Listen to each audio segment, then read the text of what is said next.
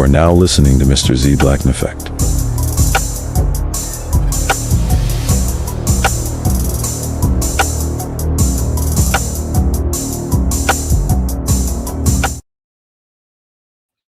What's going on, y'all? What's going on? What's going on? Like, share, subscribe, hit the super chat on the way in. And my apologies for the lateness. It's not even tardy because we're about 20 minutes late. Yeah, the Z stuff, y'all. Getting caught up with the Z and car stuff, and yeah. So yes, this is a regular streams. Don't put it in the comments.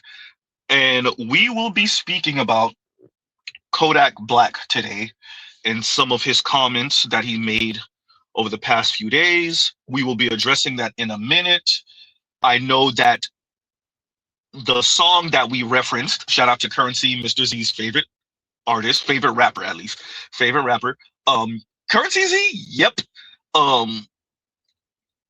So we will be Louisiana's finest. We will be reviewing that. There's a reason why I have the song reference, right? The song is called Bad Decisions, right? And we'll be addressing that in a minute. We'll be addressing Kodak Black and some of the comments he made. As I can see, my title, Setting the Record Straight with the Haitian flag in there. So we will be addressing that now. For the song reference, Bad Decisions, right? Why would Mr. Z reference Currency with Bad Decisions? Well, once again, let's do this. Fair use, fair use. Fair use, fair use, right? And the ladies, we're continuing with this theme where we ask the ladies, what, Z? Do men need women? Of course. Definitely do. Yes, we do. Yes, all men need women. Hell yeah. Hell yeah. We do, but we don't. We can make it without them, but we need them, though. Men do need women. They make everything make sense. Yeah. They need women because women got all the power. I can't be on an earth full of niggas. Especially the power between their legs. Do women need men? No. If it's for a tire or something, yes. Besides that, no. Oh, how I love my black queens, man. Oh, we're not done yet. Would you want to live in a planet of all women? Yeah. Bye. Yeah, it'd be so peaceful. I would have the best time. Would be interesting, yeah. I would feel very safe. I would, in a heartbeat. Yes, but I do also love my husband. I think I'd be fine with that. Would you want to live on a planet of all men? Oh man, fuck no. Absolutely fucking not. Where's the nearest cliff? If there's beer, maybe. No, it will be pretty boring. Probably not. Probably not. Even men annoy me sometimes. Probably not. Nah, that would suck ass. Yeah, sure. Wait, really? Okay, so once again, the question of would you want to live on a planet, if you're a man, would you want to live on a planet with all men? And if you're a woman, would you want to live on a planet with all women? As you can see, outside of the first guy who ended up being the last guy, on that second video, who said yes, and let's be very clear, he said yes because the woman said yes. In Mr. Z's ideal world, all of the women who said they would be perfectly okay with living on a planet with nothing but women, in Mr. Z's ideal world, no man, I mean absolutely no man, not the paraplegic, not the ones with Down syndrome, not a single male, man, boy, anything would do anything with them. Their life would be full of nothing but women in Mr. Z's ideal world. Huh?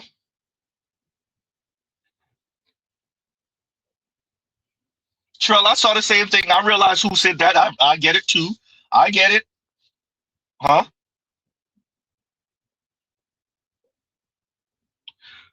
So, Mr. Z played that to go with the Currency reference, Bad Decisions. This is how the ladies show and pay fealty to the sisterhood. This is how they show they are card-carrying members of the sisterhood. This is what female empowerment looks like. This is what it sounds like. This is what being liberated and not being captured by the male gaze looks like and sounds like, right? This is what decentering men sounds like. It doesn't matter if you're in a relationship with a man or not. It doesn't matter if you're married with children with a man or not. It doesn't matter if you're LGBTQ or straight. When asked or posed or confronted with any of these type of questions, you always, even if you know you full of crap, you always say, yeah, I would, oh my God, a planet full of women. Oh, that would be so beautiful. We would be so safe. Oh, we don't have to deal with men and their sexism and their fat phobia and their body shaming. Oh, the man children, boy children, men, oh, we wouldn't have to deal. Oh, that would be so beautiful. Huh? Now, of course, we're not going to talk about adult fun.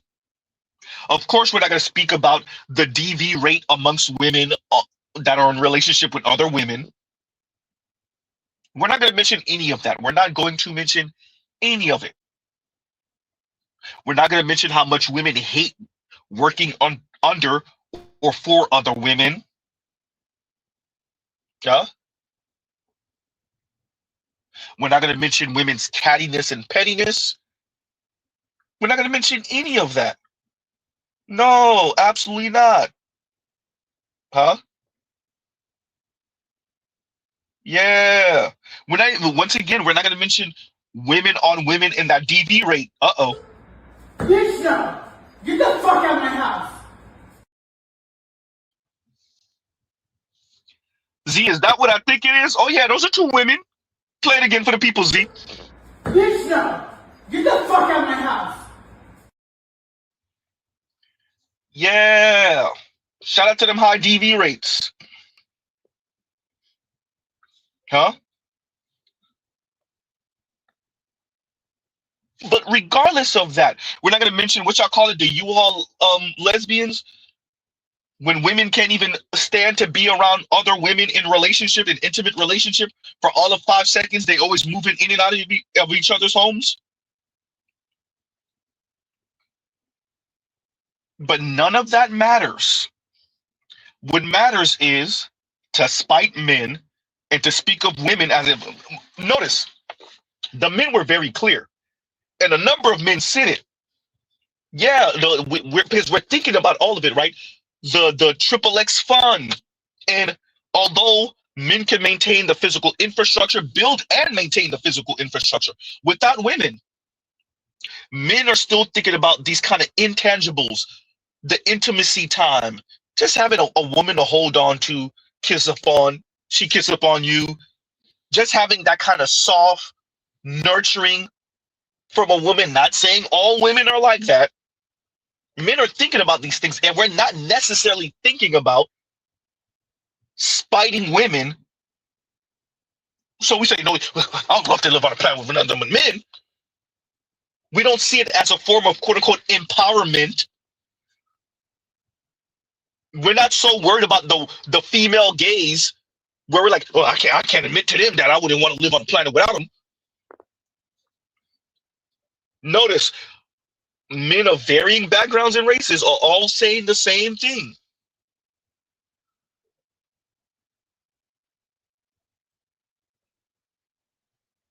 And the ladies, because what it means to be a woman is to spit in men's eye and just let them know how unimportant they are. And you can live without them. The women couldn't live without us. If we Thanos snap all men off of planet Earth today, the women couldn't make it a month. Maybe a few days, because the grid will still be up for the most part-ish. But once the grid goes down, which will last, what, a couple days, then it's all war. And Mr. Z's not just talking about America. I'm speaking about the globe over. Huh? Shout out to all the ladies who say, we wouldn't make any war. Yeah, that's it. Huh? Yeah, that's it. We wouldn't make any war. If you think that if we Thanos snap the men off of planet Earth, if you think Huh? That Hillary Clinton's just gonna let America descend without going to gangster some resources from somewhere? If you think that Angela Merkel's not gonna be like, all right, look, I'm back in power. It's time to get right. If you think the new or younger version of a Golda Meir over there in that little slice of Europe they got in the Middle East, if you think they're not gonna be like, yeah, it's time to go gangster some resources from them Arabs, now that there's no men, from the Arab women, huh? Yeah.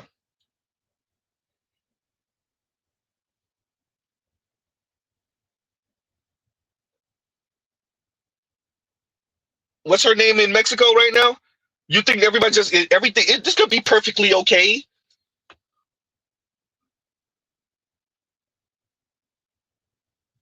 Huh? Because the men are no longer here, so we don't have to worry. Yes, some of the technology we might lose it. Okay, whatever. But we don't have to worry about. We won't have to worry about endangerment and rape and who's going to assault us. Huh? Shout out to the ladies. See, the beauty of right now for women is they get to hide all of their character flaws and their violence behind men. They get to either say that they're not violent, the men are, or they get to do the only reason women act and conduct and behave themselves in these manners is because of pick-me behavior, centering men too much, right? Or because the patriarchy made them. So if you were to Thanos snap all men off of planet Earth right now, and women still behave the same, quite frankly, worse, there would be no men to hide behind. No, I'm only doing this because the men, and she only did that because she has an inferiority complex because of the men. And it wouldn't matter if it was day 1 or day 100 or day 1,000 after the men are gone. This is how the women would be moving. Huh? Yeah.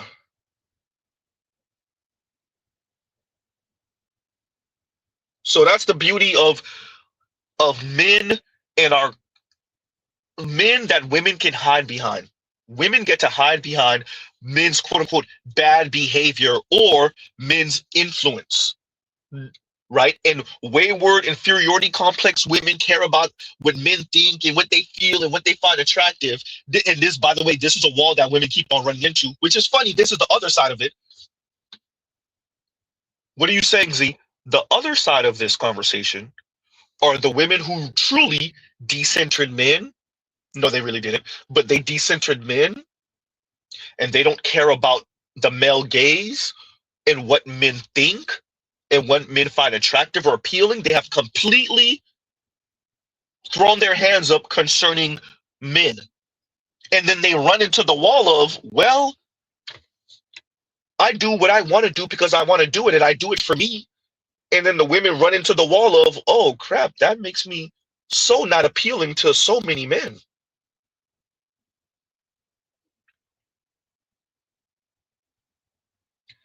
Huh? That's the beauty of this space, is you get to see the women speak as if they don't care what men think, men's opinion, what men have to say, but then the ladies have to live with the consequences of not caring about men's opinion, what men think, and what men have to say.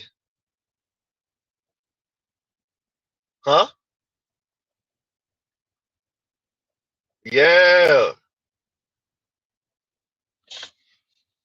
So we're gonna play those again, and y'all gives you a second. Do men need women? Of course. Definitely do. Yes, we do.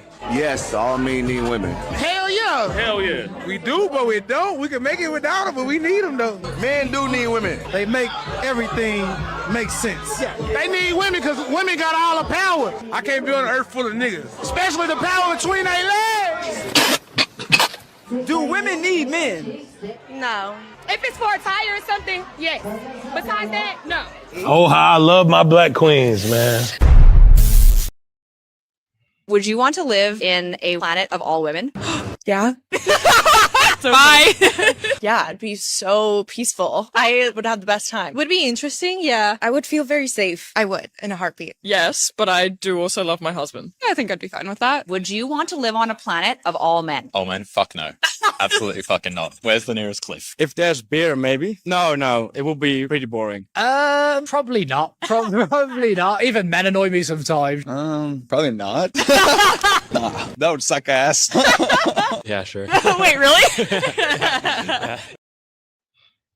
Notice, she said to the man that said, yeah, sure. After the woman said, yeah, she would live on a planet with nothing but women. It's like, wait, really? Look, I get it. This is how y'all pay fealty to the sisterhood. Hey, man, we don't care about your feelings. We don't care to be around you. You're such nuisances. And Mr. Z says, hey, if y'all see these women's faces, make them mean that. Look, a couple of them are married. Okay, cool. You're already married to her. You don't want to destroy your marriage. And yeah, whatever. The rest of these single ass women just look like the young lady was speaking to a bunch of Europeans. Hey, remember their faces, just leave them out there for eternity. Men, we got to practice penis discipline. Leave her out there to go munch on another woman. Make her mean that. Huh? It sound good? Now let's make you mean that. Your romantic and intimate life will be relegated to nothing but other women. How about them apples?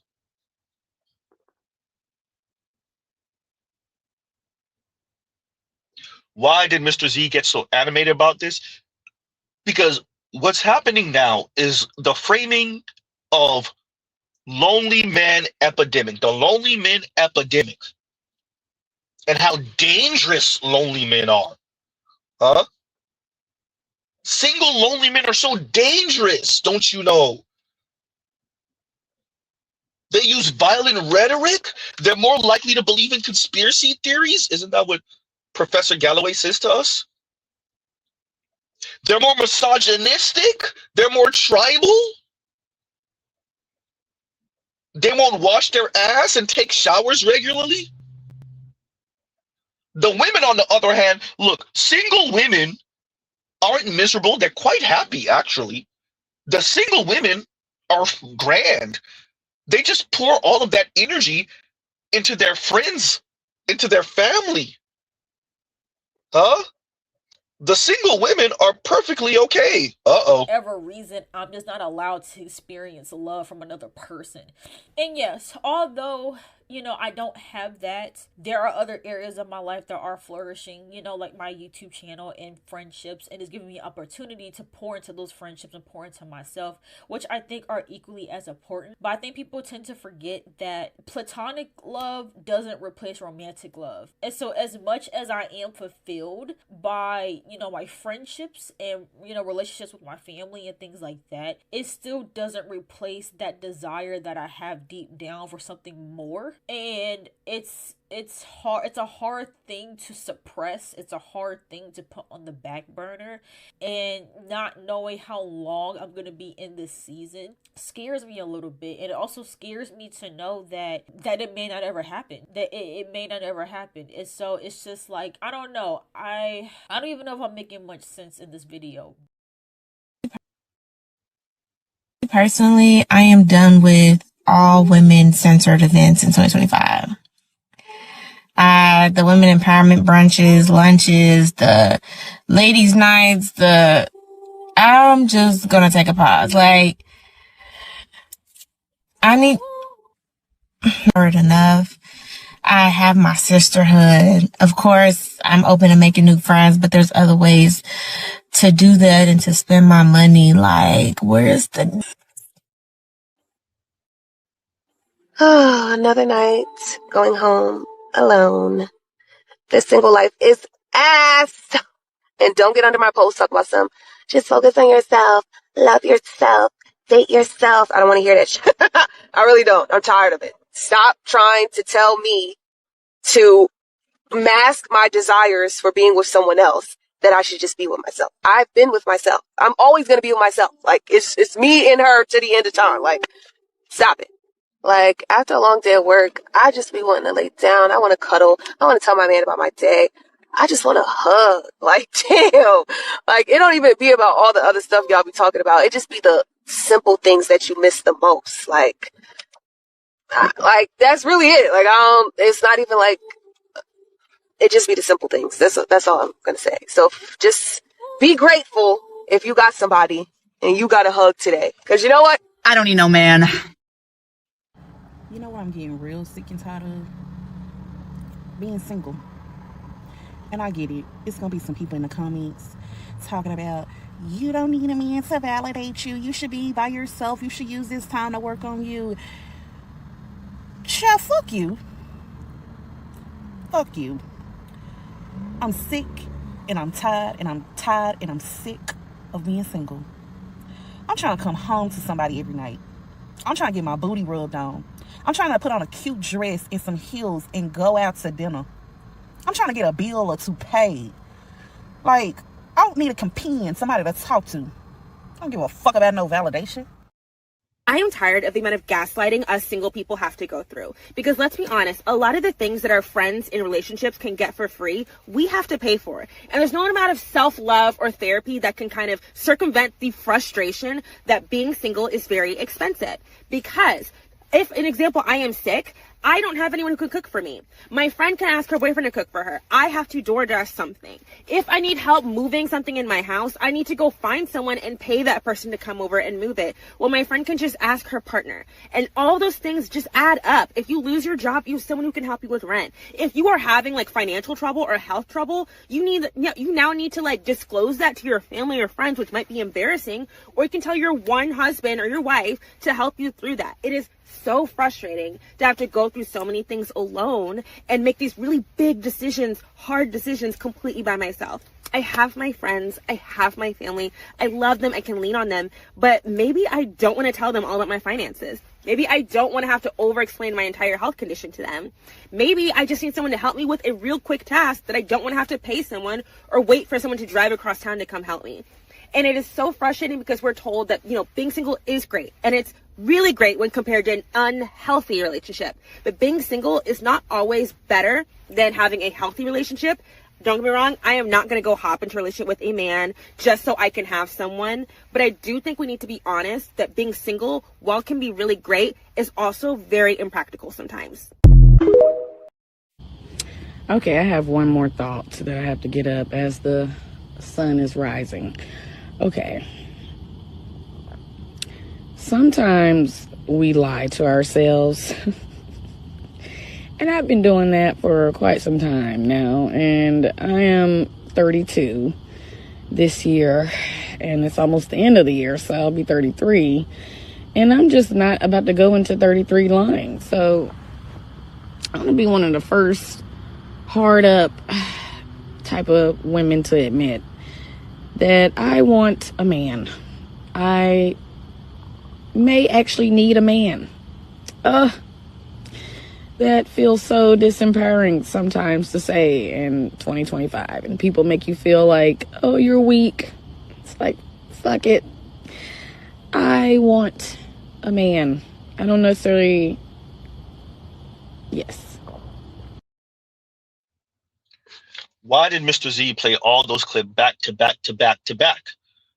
To emphasize, while we have on one hand, women, man on the street, or in this case, I guess, women on the street interviews, and the first one was man on the street interview. While we have men saying, no, I wouldn't want to live on a planet with nothing but men.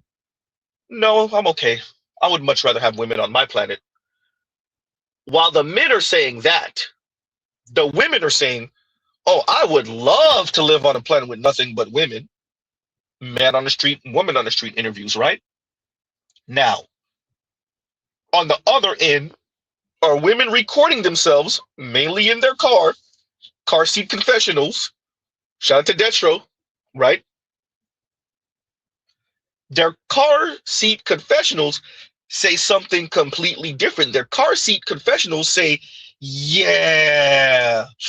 I'm over this single life thing. This single, no man, no intimate relationship with a man thing. Yeah, nope. Huh? So on the other side of all of this decenter man, get rid of the male gaze, huh? I'm anti pick me. On the other end, on the other side of that conversation as well, the ladies crying, sobering, somber, sad. That man on the street interview got y'all looking crazy. And some of y'all gonna end up, some of you ladies, because of the environment, are going to have to end up paying for men, for relationships, and even for the boyfriend experience. Oh boy. Yeah, you rented me for the boyfriend package for the holidays? Your T. Yes. Hi, it's so good to meet you. What's good? All my family is inside right now, All and right. I kind of told them a little white lie this holiday season that I have a man, and because I've never brought home a husband, boyfriend, really anything living or breathing. Okay. I'm just so glad you're here. Hey, calm down. I do this all the time. Remember what I'm supposed to do? I got the premium package, right? Yes. Okay, and that includes telling me that you love me, Yes. a really cute and heartfelt story about how we met. Yes. Listen, come up with anything. I'm gonna do the dishes. Okay. And I'm gonna also take photos with the family. Trust me, it's all good. I do this all the time. Okay. Oh, okay. You and my niece look real good together. Oh, Nina is an amazing girl. I actually love her. You mean Nadia, right? That's what I said, right? I love that girl. Merry Christmas! All right, guys, come on, let's bless the food. Hey, no. Let me. Okay. Dear Heavenly Father, You tell me how you met Nadia, because she ain't never brought nobody here or mentioned you. sometimes I guest pastor at Change Church in Atlanta. Looked out into the crowd and saw the most beautiful woman I'd ever seen. That's when I knew she was the one. There you go. Oh, is he clean? Yeah, keep him around. I had a blast. Y'all look very good together. Come back anytime. All right. All right, bye. Money. Platinum package. Appreciate it. I'll be around Valentine's Day. And tell all your friends about me. Right. Just saying. Huh? Just saying, I'm gonna get a strike for that damn Mariah Carey All I Want for Christmas. Like, share, subscribe to the super chat. I'm gonna get a strike for that damn Mariah Carey. It always happens. Then y'all end up not being able to see the live comments because I had to anyway. Anyway, it's gonna happen. It's gonna happen. So why did Mr. Z play that? It's a skit. It's funny. You be a damn fool if you think there are not one or two women that are willing to go this far with it. Yes, pay for the boyfriend experience on the holidays. You'll be a fool if you don't think it's going on all around the planet. Damn, the planet, Z? I said the planet. Huh? See, on the other side of this female empowerment and decentering men is what it actually feel like and look like. And what I appreciate about this skit, it was funny, is at the end when she went in for the hug, she actually was feeling this. She lost track of the plot. She lost the plot. Now she all in her feel. She forgot. Oh, no, wait. You're paying for the boyfriend experience on the holidays so your family members can feel like you're making some progress in this situation. Huh? Yeah. And J-Log says, and thank you for the super chat. Like, share, subscribe, hit the super chat. He says, there is a place, but women, it's called prison. J-Log, you got to explain to me where we going with that. Where we going with that? What did I miss? Okay, he clarifies it. He says, I meant to say there is a place that is nothing but women. It's called prison. Say, okay. Clarification. All right. Perfect. Right? Yes. Yeah. And the women in there They end up having to, get handled by Big Shirley. Big Shirley in there too. Huh? Big Shirley's in there too. Ah, huh?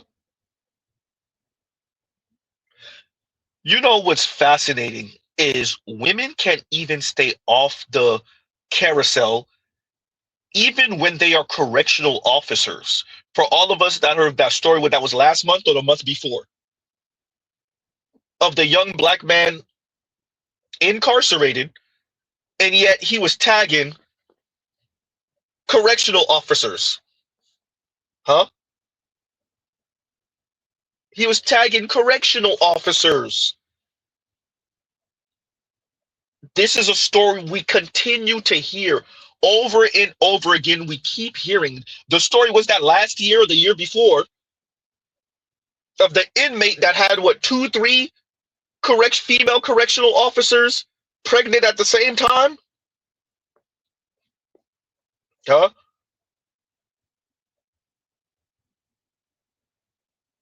Uh-oh. Remember, these are the same people that say, hey, I'll be perfectly okay on a planet without men. Y'all can't even be in charge. And this is a place where you are the one with the power in the situation. Even in the spaces where the women are the ones with the power in the situation, you are a correctional officer. And I think one of them was juvenile, right? Or something along those lines. And even in those spaces, and I think it was white women and they was getting tagged by a black young man, either way. And that was for the correctional situation with the underage. But the one I'm speaking about with the adult, I think they were black women, and 2 and 3 of them are pregnant from an inmate. If you can't control your urges, you can't control yourself, even if he's putting money on the table. I think that was the case with the correctional officers, the black ladies with the adult man. You're trying to tell me on a planet with nothing but women, y'all would be okay? Where? Huh? So J-Log, women in a prison with nothing but women, they're just as miserable as the men in prison with nothing but men. The ladies like to speak this way as if they would be in love with the world where it's nothing but women. But a lot of that is fake ass female empowerment talk. That's fake female empowerment talk. The ladies would be miserable. Huh? They wouldn't be miserable. It sound good. Do men need women? Of course. Definitely do. Yes, we do. Yes, all men need women. Hell yeah. Hell yeah. We do, but we don't. We can make it without them, but we need them though. Men do need women.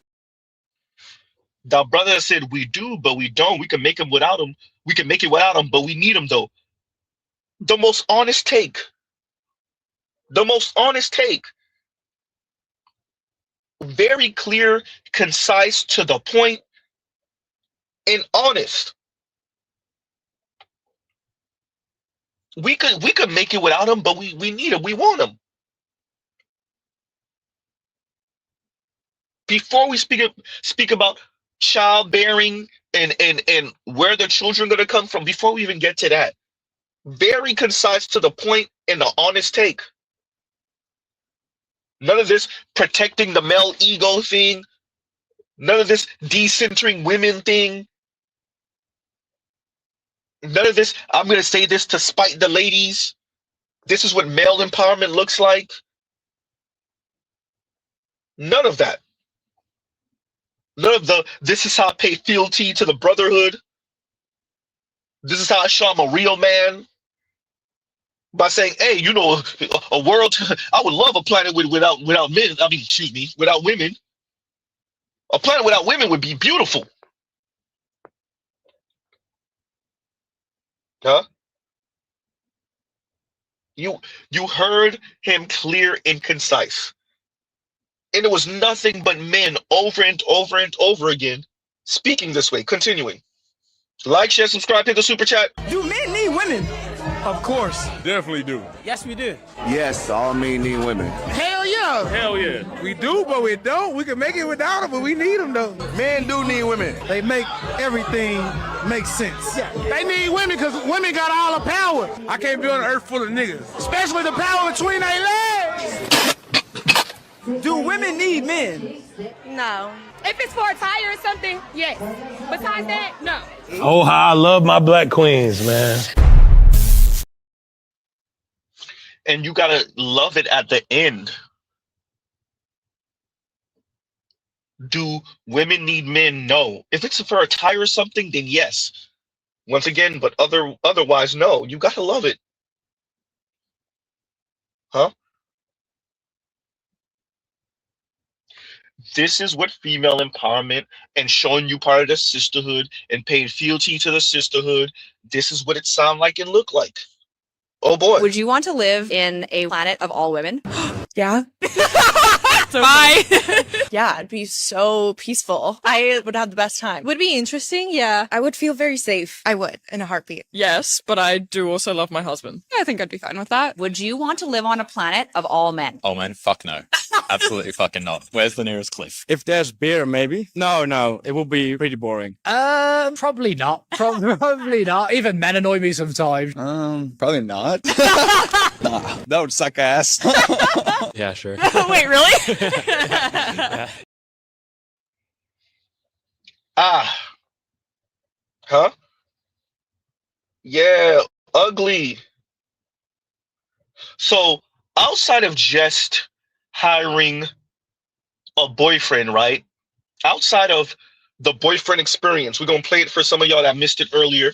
Outside of this, so we're gonna play this. Outside of the boyfriend experience. Yeah, you rented me for the boyfriend package for the holidays? Your team. Yes. Hi, it's so good to meet you. What's good? All my family is inside right now, All and right. I kind of told them a little white lie this holiday season that I have a man, and because I've never brought home a husband, boyfriend, really anything living or breathing. I'm just so glad you're here. Hey, calm down. Do this all the It's funny because she's like, anything living or breathing. I never bought home a boyfriend, husband, anything living or breathing. Wow. We know it's a skit. It's still funny. And it's still accurate for, shockingly, way too many women. White, black, Latina, Asian, or otherwise. But especially black and some Latina women. And increasingly some white women. Shout out to all the ladies. I'm decentering men. Huh? Meanwhile, your aunt, your uncle, your grandfather, your grandmother, everyone outside of your bitter ass mom who turned you into a bitter ass woman, everybody's like, Lakeisha ain't never bought no man here. She here every year for Christmas. She here every year for Thanksgiving. And she ain't never bought no man here. She's 34, she's 36, she's 38. Ah. Huh?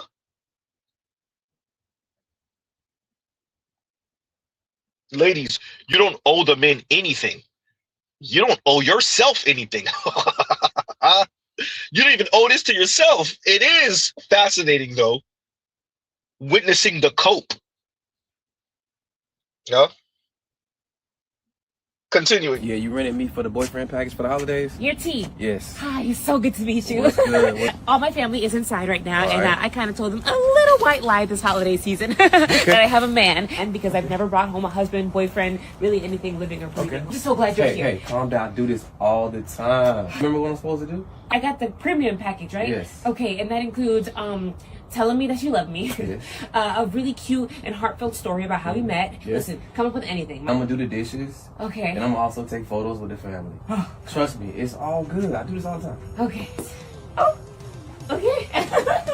You and my niece look real good together. Oh, Nina is an amazing girl. I actually love her. You mean Nadia, right? That's what I said, right?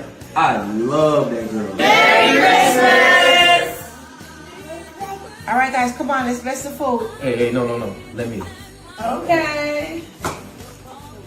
Dear Heavenly Father, And tell me, how you met Nadia? Because she ain't never brought nobody here or mentioned you.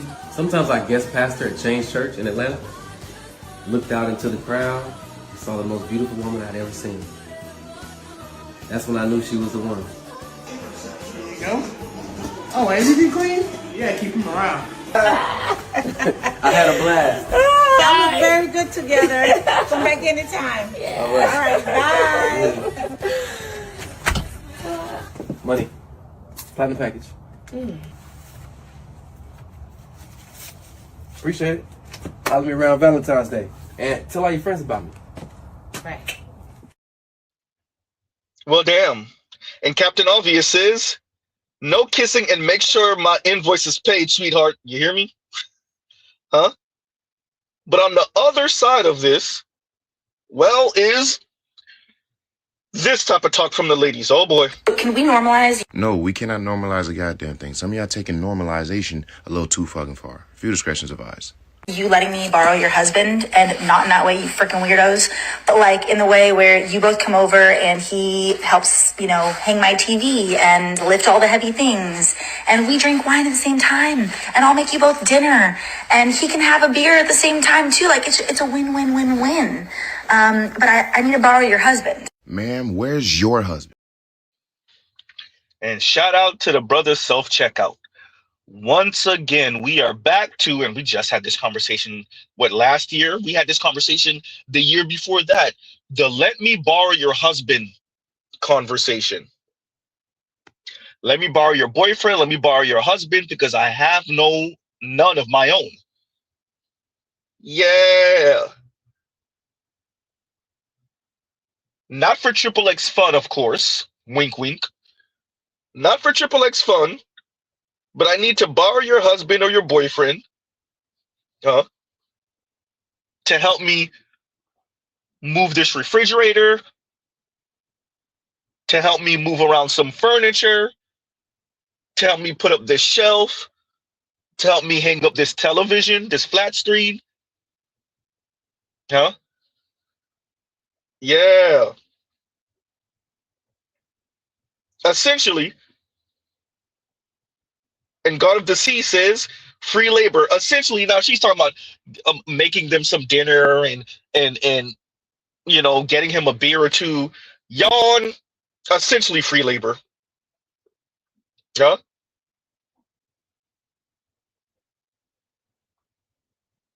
Oh yeah, true indeed. And Saint Cyr says, don't forget the let me borrow your boy sons. Yeah, let me borrow your sons. Huh? And like this is, I want to be very clear what Mr. Z is tying into this.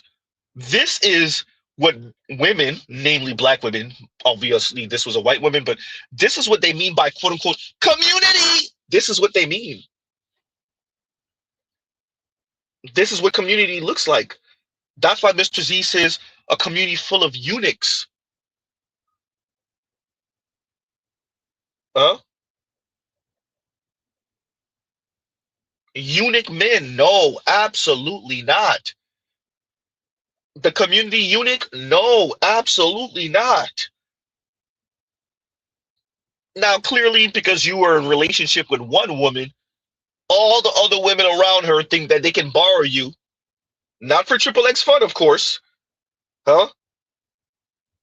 But for hard labor. There's a pun in there. Huh?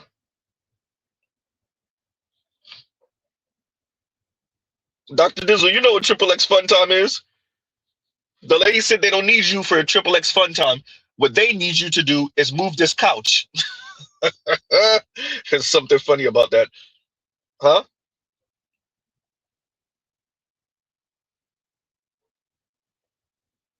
Yeah.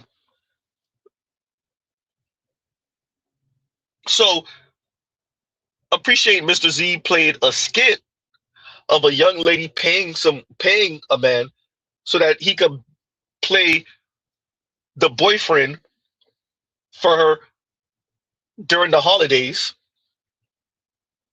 And then Mr. Z plays another clip, and this is not a skit,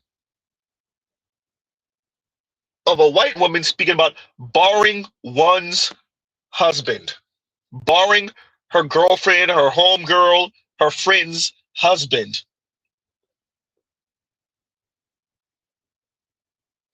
And her payment is some beer and maybe cooking dinner. Oh, wow. This is what the ladies have resigned themselves to because the ladies are insufferable. And so while we have Dr. Richard Reeves and Professor Galloway and their ilk speaking about the loneliness epidemic among men and how lonely men, they mean white men primarily, are dangerous and they're going to cause a problem in society. Here we have women who are trying to finagle some interesting situations because they don't have a man. Your insufferable daughters are still trying to claim this community and whatnot because they're insufferable. So, I know my girlfriend has a husband. She's married, so I could get him maybe to help me. This couch is way too heavy for me. Putting up this shelf, it's way too high for me. Huh? I need to put this backsplash in my kitchen. I need to put this backsplash in my restroom. And Chad knows how to do that. Tyrone knows how to do that. And I don't really feel like paying, so. Huh? Yeah. What else do you got, Z? Good news for single men. 45% of women aged 25 to 44 are estimated to be child-free and single by 2030. Oh wait, 45% of young adult men report to never asking a woman out in person before. Oh, it's a fertility crisis. It's a fertility crisis. If there's a housing crisis and landlords are making record profits, and there's a healthcare crisis and insurance companies are making record profits, and there's a financial crisis and banks are making record profits, then it's fucking greed. Unlimited greed from the ultra wealthy. That's what the crisis is. Not only are Gen Z not getting laid as much, but then the ultra wealthy ask, why does Gen Z not want to bring a child onto this planet Earth? They're broke, jackass. They're scared, hopeless, and broke. And that's not even mentioning how they're actively trying to curb women's bodily autonomy. That's not even mentioning that. And they're confused. All of these crises is unlimited greed caused from capitalism. That's it. Agreeing with the brother right up until that bodily autonomy conversation. Brother, the women are practicing their bodily autonomy now. That's why you don't have a birth rate worth a damn. To that young brother, the women said either elite men or nothing. You know what the problem is? Y'all actually believe the women when the women said, no, the problem is the men are not emotionally intelligent enough. And the men, the domestic labor, the men aren't participating at home and helping with the children and helping with washing the dishes and folding the sheets. And that's you really believe the women. Most women aren't going to tell you, and when I say most, I mean 85% most, aren't going to tell you that the issue is that he doesn't earn enough. Oops, the issue is that the masses of men don't earn enough. So yeah, baby making factory, we're done. I want the luxurious life. You want 2 or more kids?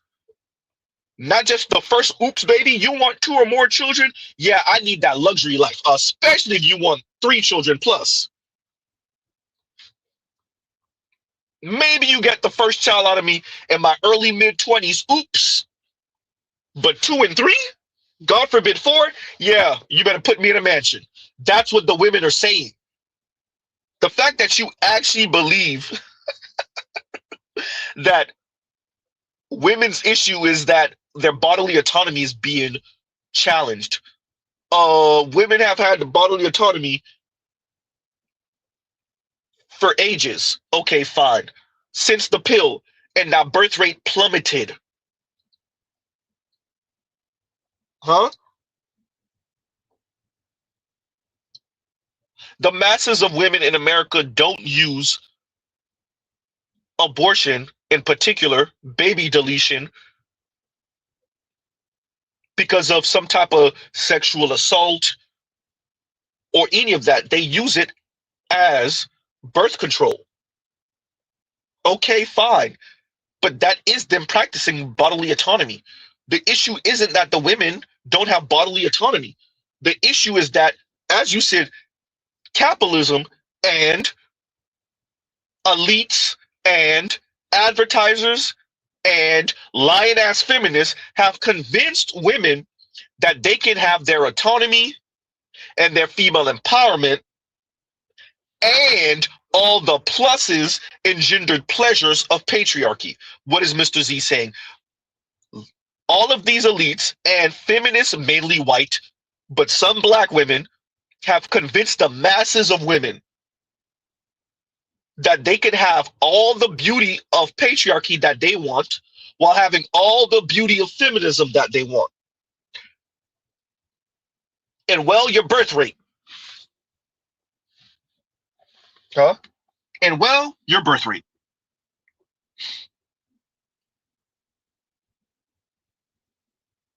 Huh? Yeah.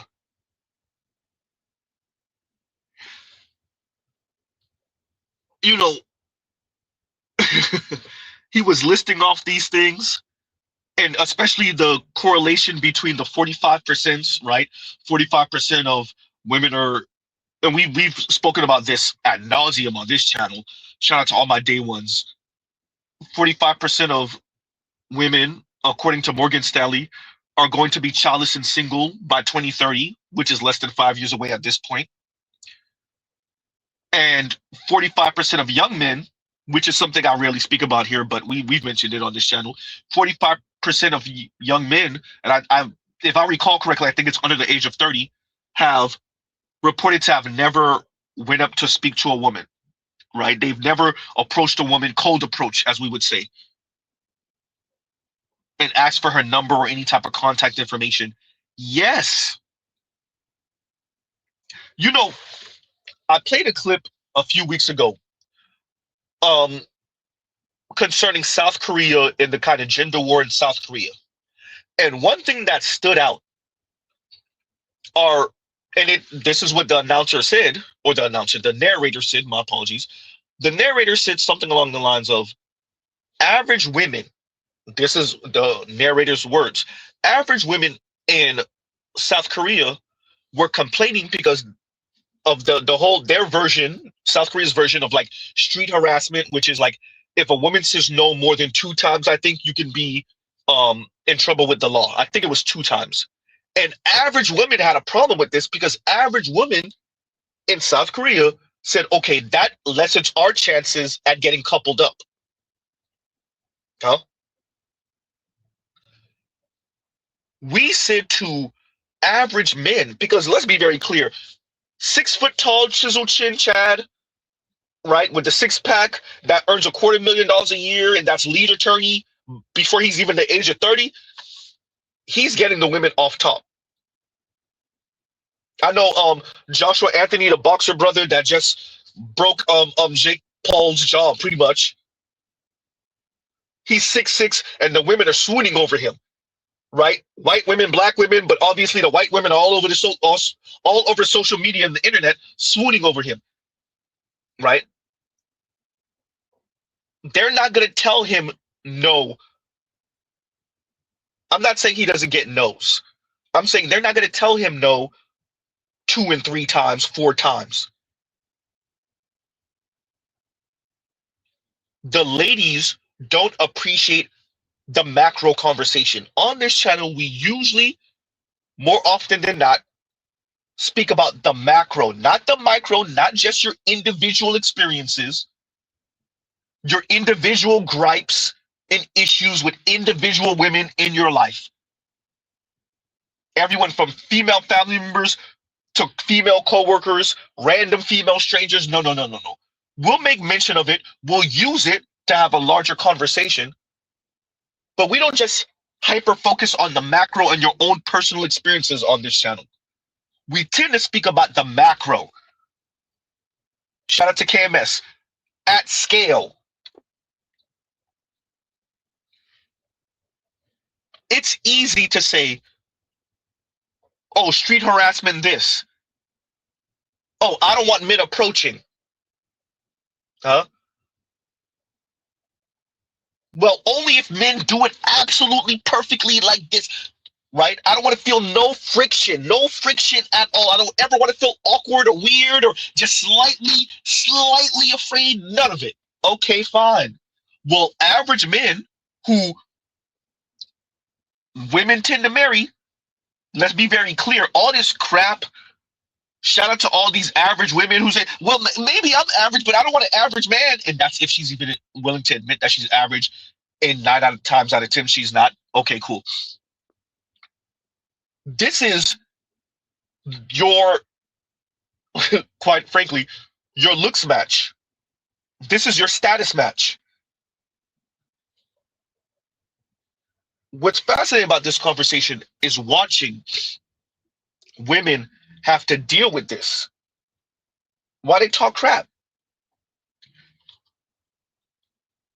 I mentioned the South Korean clip from a few weeks ago, and I might, you know what? I'll try to link it. That's what I'll do. I'll try to link it after the stream.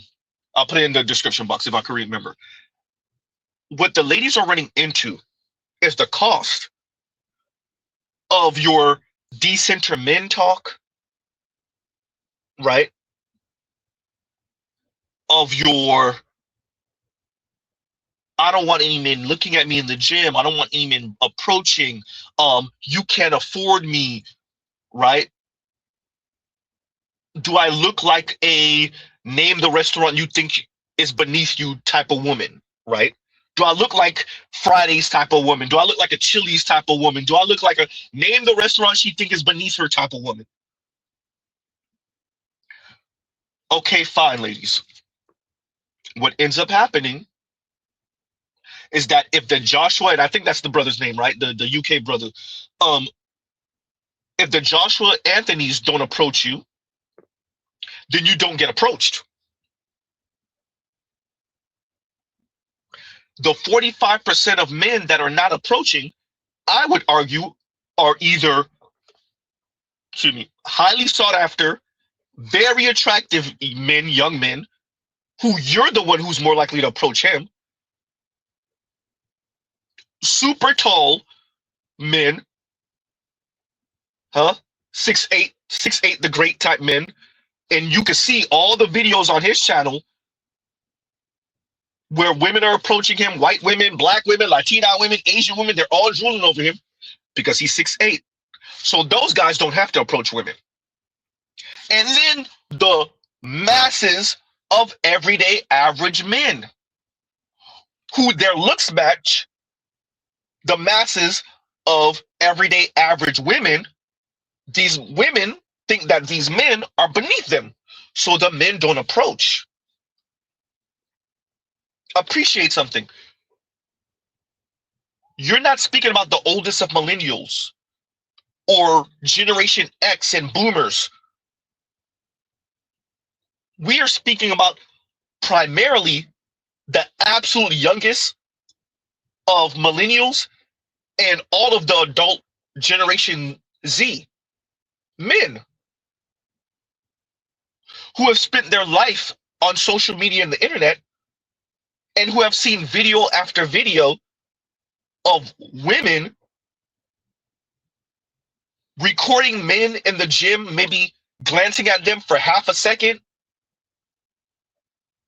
Women who in class, in high school, or in class, in college, university, speak about not caring about the male gaze, being offended when men approach them who aren't the most attractive or rich men ever, men's political affiliation that doesn't perfectly align with them being an ick, all the icks, which we can't even list how many icks women said they have, right? We're no longer talking about the oldest of millennials or Generation X or boomers. We're speaking about the absolute youngest of millennials and all adult age Generation Z. Ladies, you did this to yourself. If you said you're okay with being single, as a matter of fact, you would rather be single. Now, you can frame it however you want to frame it. Oh, I'd much rather be single and be at peace and be happy than be in a miserable relationship, and however you want to frame it. The young men are going to make you mean that. And it might not even necessarily be out of spite. It's out of self-preservation. Huh? And Too Watchful says, and thank you for the super chat, Z, it's too early to be petty and honest, LOL. And thank you for the super chat. Thank you for the super chat, right? Am I being petty? Mr. Z is not trying to be petty. Honest, though, right? Not necessarily trying to be petty. That's not what I'm trying to do. I am trying to be honest with everyone, whoever will listen, about our environment.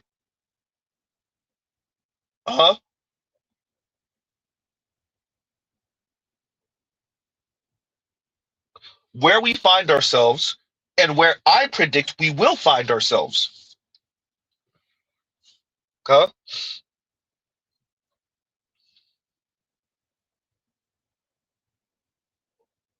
Yeah, Big Mo, he's a fairly good-looking dude. And Big Mo says, yeah, 6'6" Olympic boxer and fairly good-looking dude. The women are swooning over him. I expect them to do that. We know, somebody pops up on the scene, and if it's a very attractive woman, the men can't keep her name out their mouth for, a couple months. And then the same thing with women. If it's a very attractive man, he pops up on the scene, and the ladies can't keep his name out their mouth for a couple months. And that's too easy. We're gonna leave that one alone. And that's what it is. Okay, cool. We get it.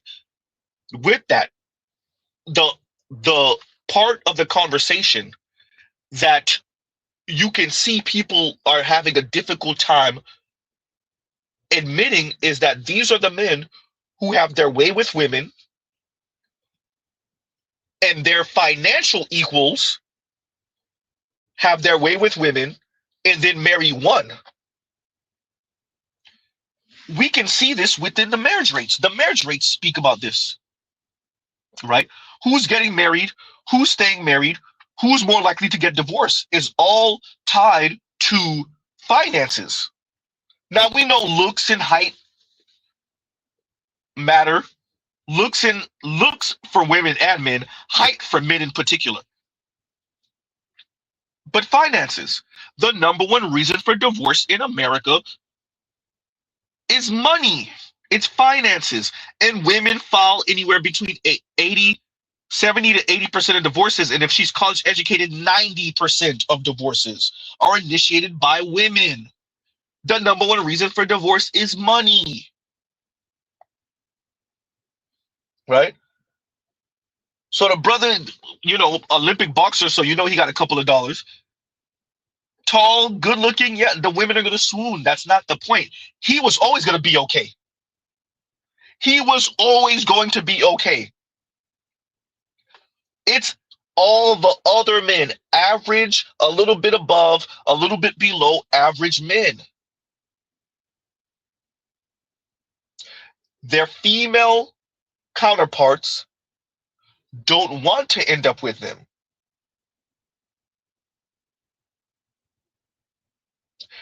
And this is, by the way, I'm also in a weird way responding to Media Man when he says, well, 44% of men, 40-some-odd% of men still have children. And it's not just when the elite men are done with them. Yes, it is, Media Man. Cut it out. Media Man, cut it out. The women have already told you, and they have already shown you who they are. And you were out here in the dating scene. Cut it out. Cut it out. That marriage rate lets you know everything. Let's cut it out with the oops babies talk. Yeah, the ladies are having oops babies from any and every kind of man. And it's still only 40-some-odd%, according to your own data. Huh? But now marriage is a whole different conversation. That lets you know what this is really about. Who's getting married, media man, and who's staying married? Huh?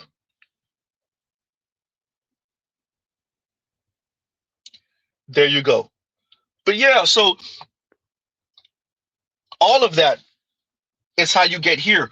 45% of women are projected to be single by 2030, and we know something like 45% of young men report to have never spoken or never approached a woman for any type of romantic situation. Not saying correlation equals causation, not saying that. With that, I don't know if that's so much of a coincidence. Yeah.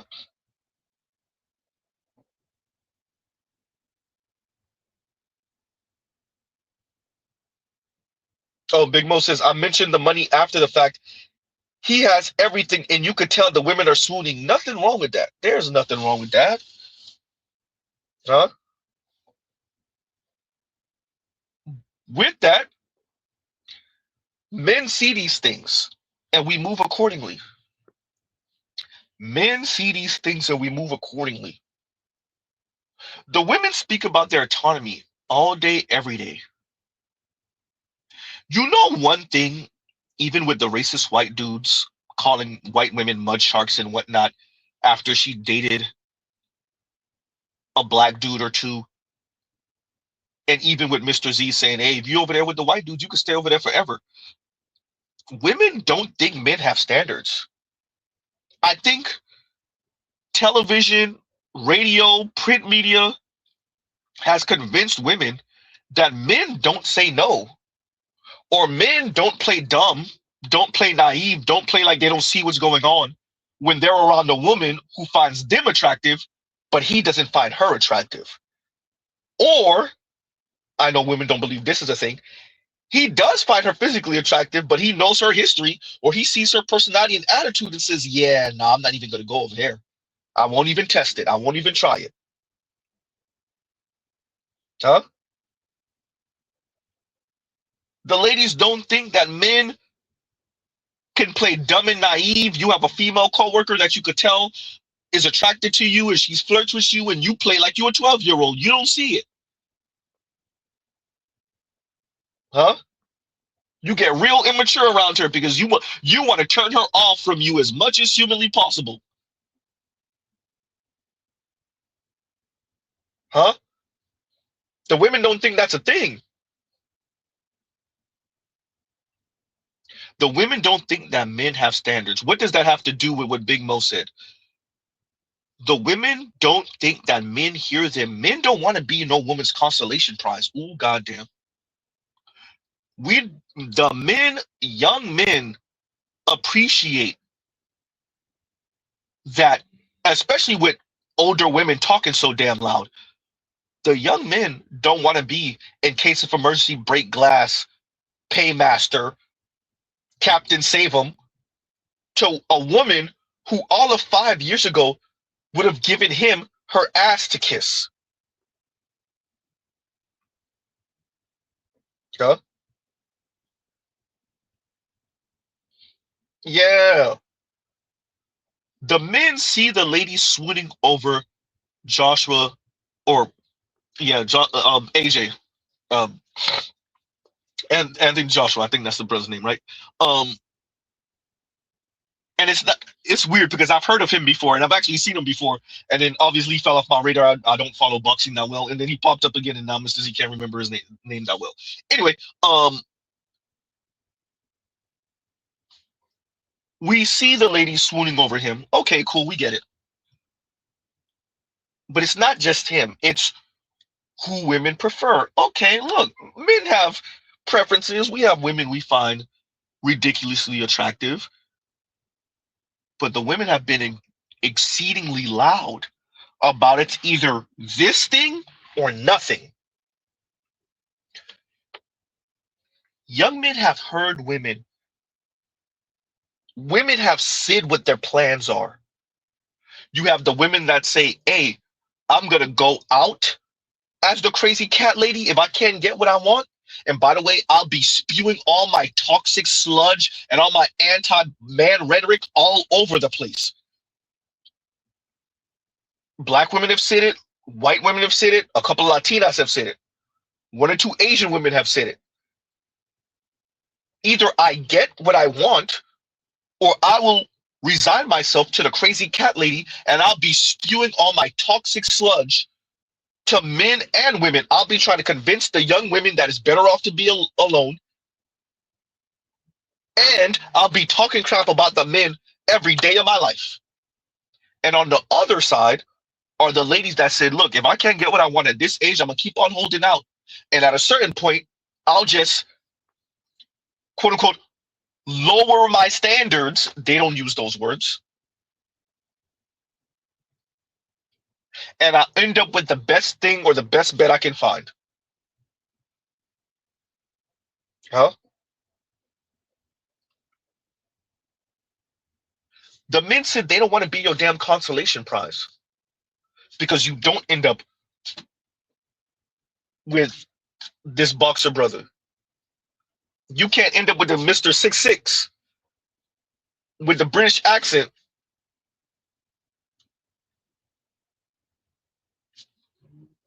Ladies, and it's not like, oh, everyone has a quote unquote celebrity crush. It's not that. The ladies have let it be known, if you're not this and I end up with you, I will mistreat you. I will belittle you. That is why Mr. Z plays this clip over and over again. That if you are broke and I choose to deal with you, I will belittle you. It is what it is. The women are just being outright. If you're not my quote unquote preference, if you're not what I wanted initially, and I end up with you, I will belittle you. Huh? Yeah. And Reclusive says, I just had to do that a couple of times this year when you had to duck and dodge a woman. Huh? Oh, no.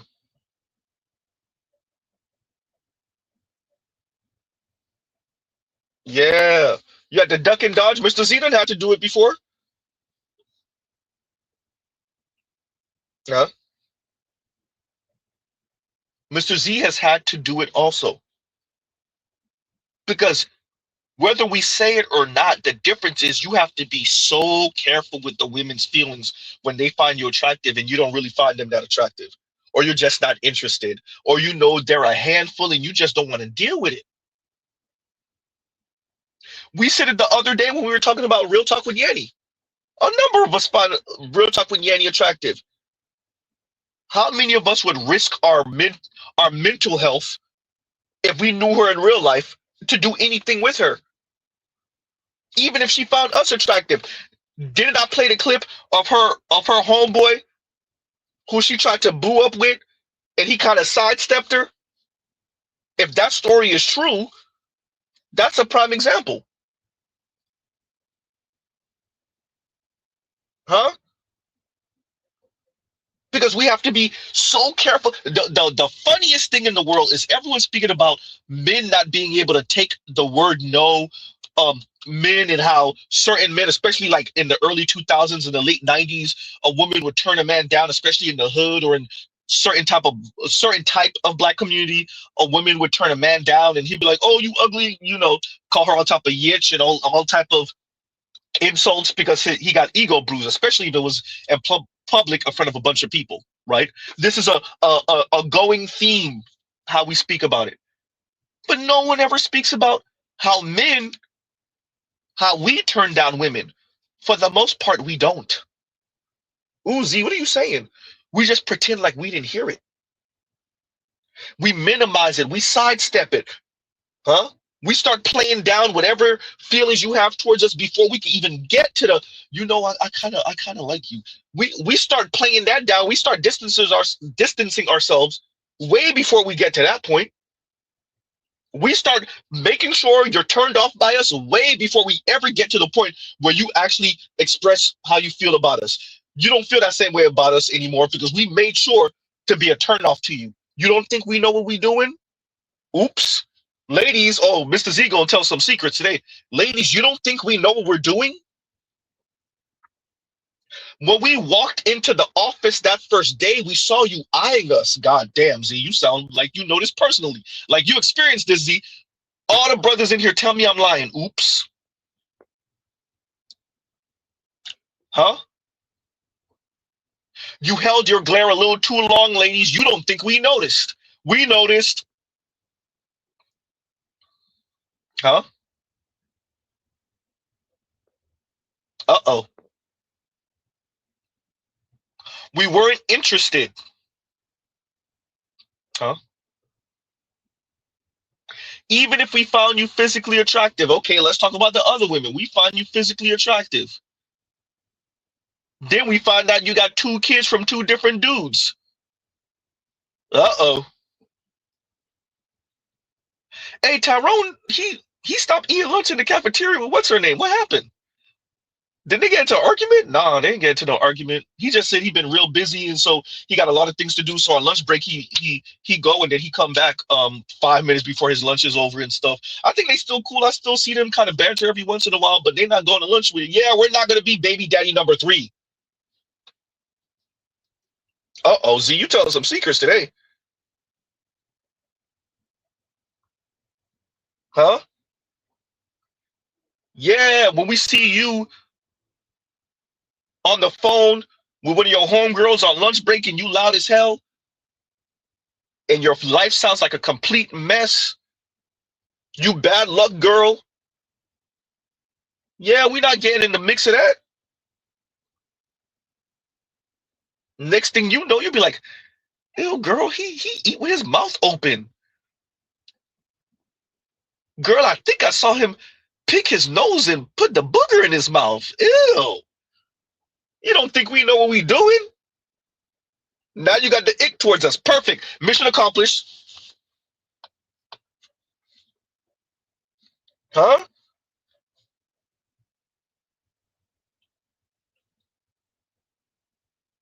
We do that, ladies, because the quiet is kept. Mr. Z just long-winded way of saying quiet is kept. It's the women that can't take no. Oops. It's the women that can't take no.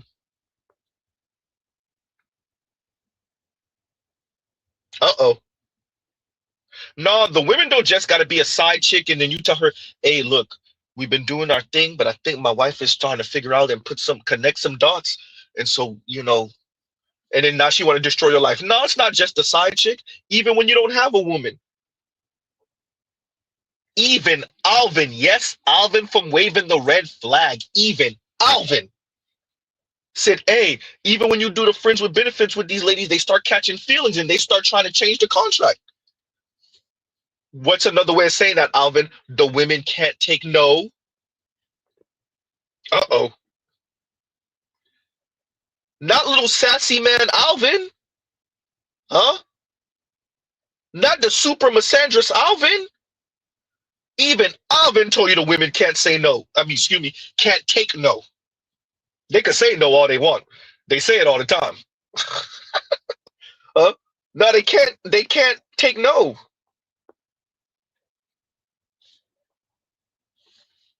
Huh?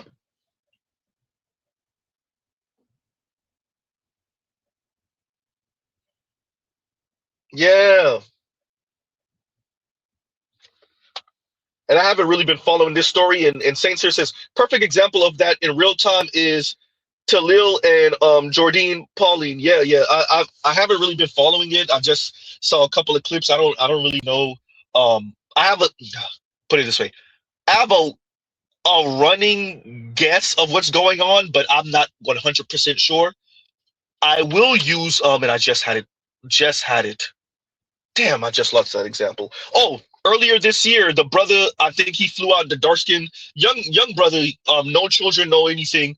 He probably getting money in the streets, whatever. But he flew out that young lady, or better yet, she paid for her own ticket. Single mom, dark skinned sister. She paid for her own ticket, but she flew out to go see him, and apparently he was ducking and dodging her. Had her rent her, get the hotel, get the rental car. He ended up like ducking and dodging her, and end up not seeing her because I think he went through her Instagram or whatever, got to see what she really looked like, found out she was a single mom, and now he's not interested. And she blew up on him on social media. And still to this day, she probably still don't realize, yeah, he wasn't gonna be baby daddy number 2, number 1. And he didn't find you that attractive when he found out what you really look like. You don't want to accept that's what it is, and he don't want to tell you that's what it is. I think he kind of implied it though. If I remember correctly, I actually saw the video. He pretty much said it without saying it. Huh?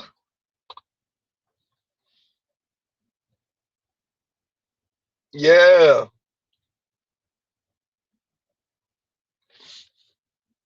We all know it's the women that can't take no for an answer.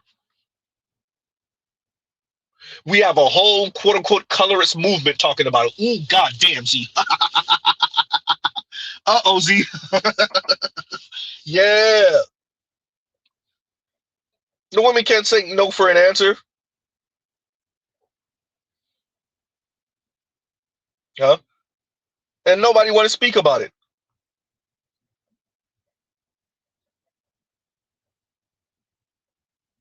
Ah. Can we normalize? No, we cannot normalize a goddamn thing. Some of y'all taking normalization a little too fucking far. A few discretions advised. You letting me borrow your husband, and not in that way, you freaking weirdos, but like in the way where you both come over and he helps, hang my TV and lift all the heavy things, and we drink wine at the same time, and I'll make you both dinner, and he can have a beer at the same time too. Like it's a win-win-win-win. But I need to borrow your husband. Ma'am, where's your... Once again, shout out to the brother self-checkout. As I said earlier, this is what women are resigning themselves to because they can't make it work with an individual man. So whichever one of them manages to have a husband for a couple seconds or a boyfriend for a couple seconds, then it's, hey, can I borrow your husband? Can I borrow your boyfriend? I need to move this. I need to put this up. I need this help. I need that help. Huh? Yeah. We saw this with what's the lady's name? The talk show sister. Oh my god, y'all know who I'm talking about. She's right there. Our face is right there. Top heavy sister. I forgot her name. Her face is right there. The one that I told y'all she was on the 2020 special with Steve Harvey and Hill Harper and somebody's gonna say her name. Somebody's gonna say her name. She was on that 2020 special about all those single black women and it looked like they rented out a hall to talk about it. What is her name? And she turned down Hill Harper before he got rich and famous. Oh, I forgot her name. Anyway, prime example. Because she said the same thing. I think we covered this a couple years ago. Borrowing someone's husband rentals for free. Sherry Shepherd, yes, Sherry Shepherd. That's what I'm talking about. Sherry, thank you, Indigo. Thank you, Excalibur. Huh? Thank you, Dylan. Sherry Shepherd. That's what I'm talking about. Yes, right. She said the same thing. What was that, last year or the year before? So that's a black woman saying we need to start borrowing people's husbands and boyfriends, and now you have a white woman saying the same thing. Because this is what community means to them. Now, let's be very clear. Mr. Z is not anti this all the way. What I am saying is much of this could have been resolved if you ladies weren't so goddamn insufferable. If you weren't so insufferable, so mean, so sexist, so misandrous, then maybe you would have had a boyfriend and husband, and maybe you wouldn't have to ask your homegirl,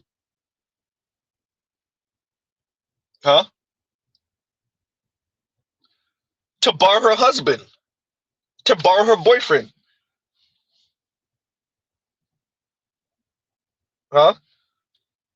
Essentially free labor, yes, Dylan. Even though she said, we'll cook and we'll joke and I'll buy a couple of beers or look.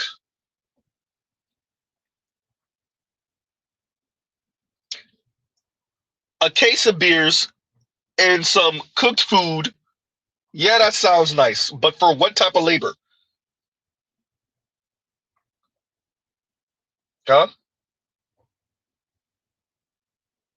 Absolutely not. Once again, I'm covering this, and we're going to get to the Kodak Black in a minute. I'm covering this to speak about the lady's bad decisions. Once again, shout out to Currency, Louisiana's finest. That is why y'all see the link for Currency's song, Bad Decisions. Mrs. Z has a whole goddamn playlist with rap music, hip-hop on jazzy-ass beats. And Bad Decisions is one of the songs on that playlist. That instrumental is fire.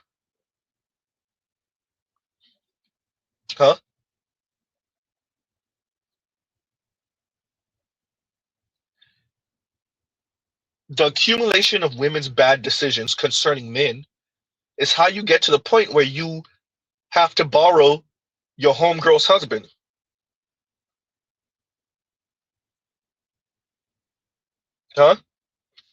Excalibur says she don't want to pay full price. Say that. Dylan said I need at least $40 an hour. Dylan said I need 40. Dylan said, hey. Dylan said ain't no 15, no 20. Not even 25. He said $40 an hour. Jesus.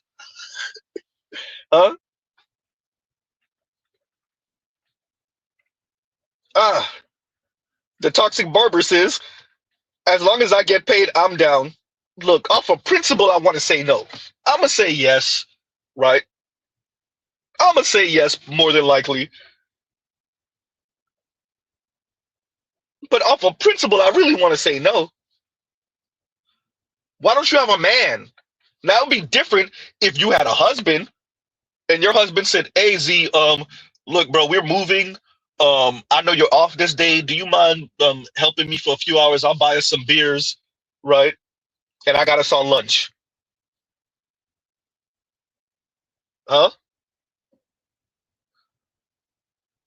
Yeah, I'll say yes to that. Okay, you got me for 5 hours.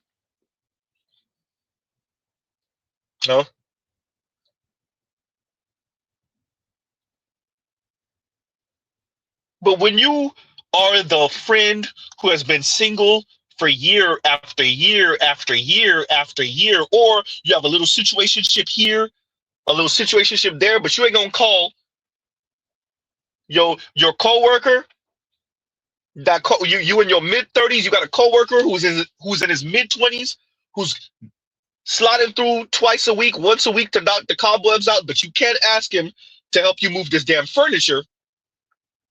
That's not what he's here for.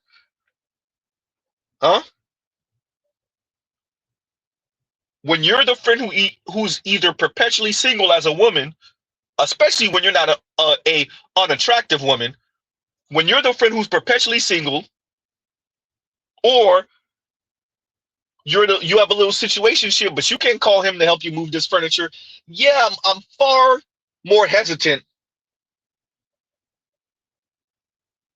to help you with anything, because it's like you cheating the system, lady. You cheating the game, and then you want to claim community and friendship.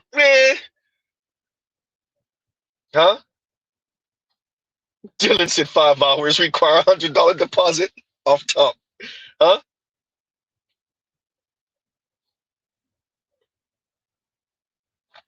And that's all the ladies are really doing. Everything y'all see them saying, especially for black women with this community talk, is them trying to finagle ways to make up for not having men. When you have 70 some odd percent of women not married, lowering birth rate, particularly in the black community for those of us above the 50% income line, it's a bunch of ladies trying to finagle being single. And I'm gonna play this clip again, and then we'll get to the Kodak, because this young lady is what I like about playing this clip is she's going step by step, bullet point by bullet point of what it costs the ladies and other women trying to tell them to decenter men and be okay with being single, right? And pour into your friends and family. And this young lady is telling you what it costs and what it's like. She is speaking the uncomfortable truth about what it cost to be these single, quote unquote, boss babes, even if she got the money. Continuing. I am tired of the amount of gaslighting us single people have to go through. Because let's be honest, a lot of the things that our friends in relationships can get for free, we have to pay for. And there's no amount of self-love or therapy that can kind of circumvent the frustration that being single is very expensive. Because if, an example, I am sick. I'm going to play it again, but no amount of self-love and therapy can circumvent that being single is really expensive. Oh, death blow, y'all. Black and Latina women who never marry are the least wealthy in the US. Ooh. And if you dig through the article, it says childless black women in specific have the least amount of wealth in the US. That young lady is hitting them with fire right there. No amount of self-love and therapy, ooh, can make up for the fact that being single is very expensive. There's a reason why Mr. Z keep playing that clip. Continuing. I am tired of the amount of gaslighting us single people have to go through. Because let's be honest, a lot of the things that our friends in relationships can get for free, we have to pay for. And there's no amount of self-love or therapy that can kind of circumvent the frustration that being single is very expensive.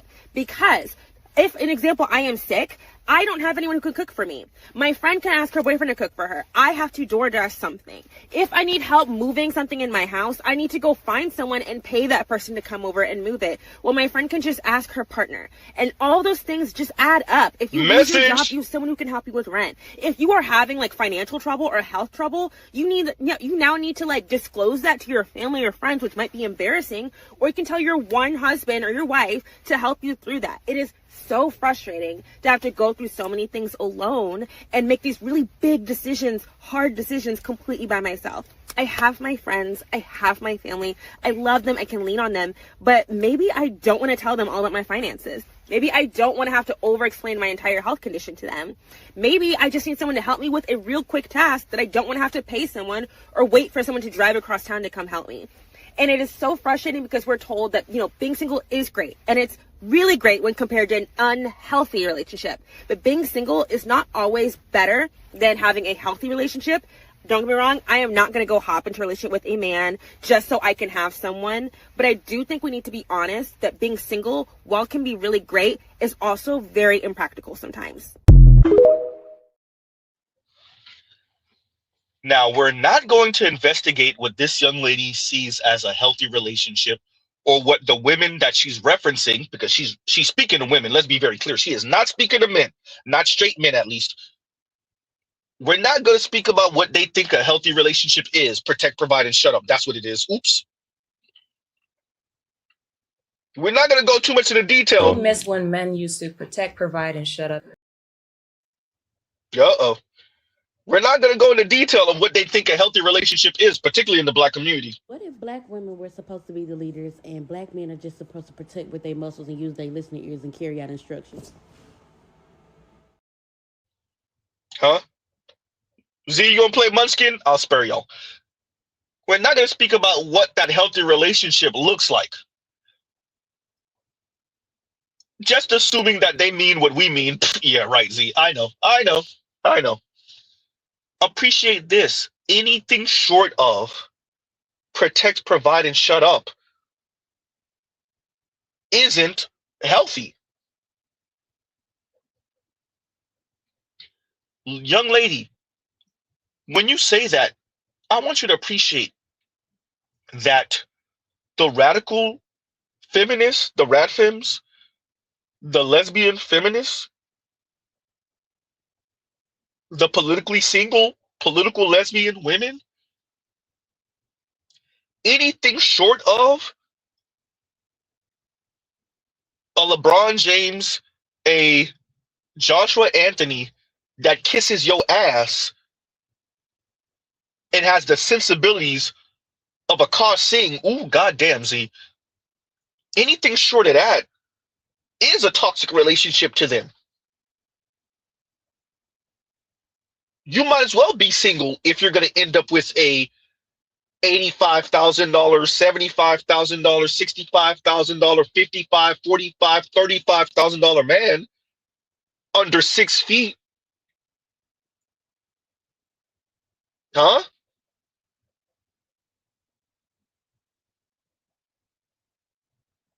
Your normal Dodge Charger RT, not even Scat Pack, not Hellcat, nope. Your normal, everyday black man, huh? Who drives a Dodge Charger RT and works his $62,000 job, $62,000 a year job, under 6 feet tall, who likes playing video games after work, goes to the gym, but isn't the most fit person in the world. He's okay. Yeah, they would tell you to be single. Huh? Normal black man proclivities. He's not part of no Black Manosphere. He doesn't listen to any of Black Manosphere stuff, but he doesn't kiss black women's ass either. Goes to church occasionally, maybe. Huh? Loves his mom. Grew up with his father in the home. Normal black man proclivities, ideas. Yeah, that is a toxic relationship. They would tell you to stay single, madam. Yeah.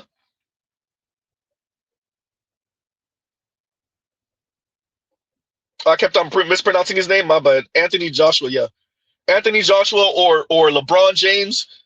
If you're not with one of those, with Akot Singh's sensibilities, nope. Huh?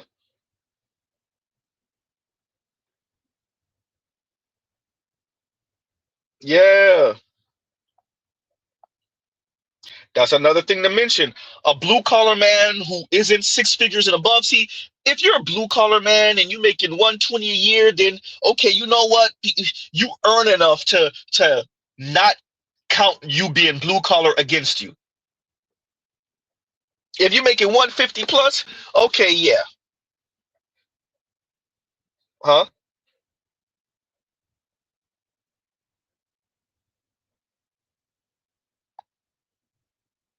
That young lady spelled out what it looked like to be a single black woman who maybe is okay financially.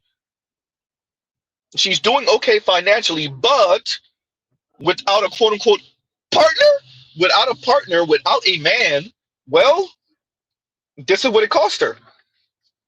And she's telling you what it cost her. And I think one of you said to me that she deleted this video off of her TikTok page. Well, still got it. That's why Mr. Z says, look, when y'all come across videos like that, and shout out to the person who sent this to me. When y'all come across videos like this, send it to Z.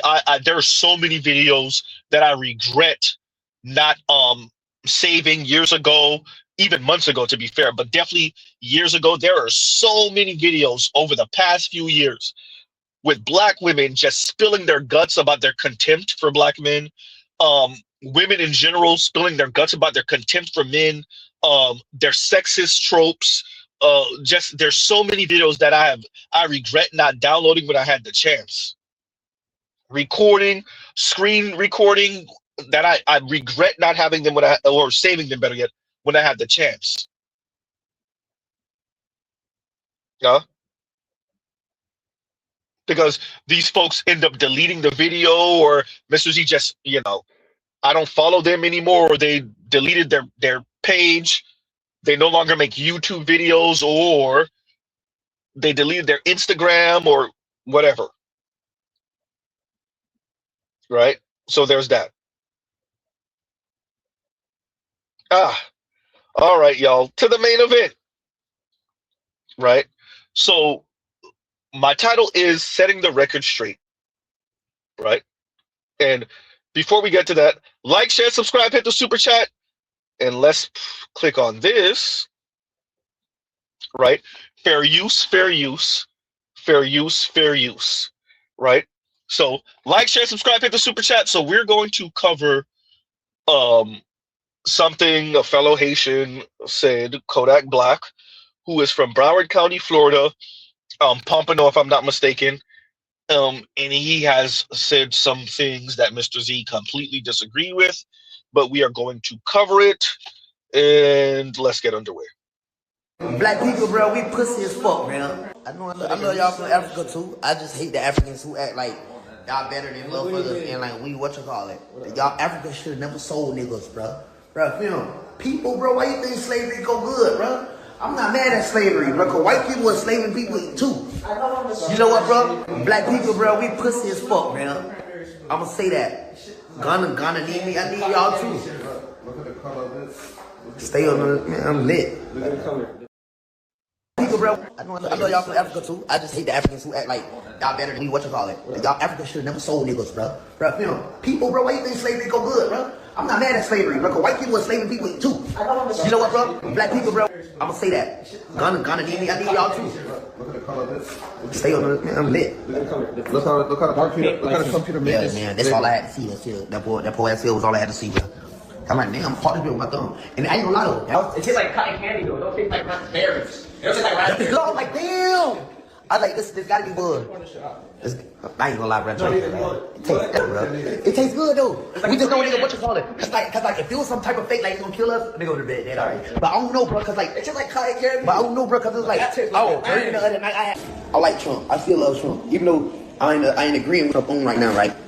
I'm not agreeing with it, bro. I'm not agreeing with Trump right now, dog. But I love him, bro, and I know he mean good sometimes, a lot of times. Most of the times, bro, he mean good. But we human, bro. It's like that.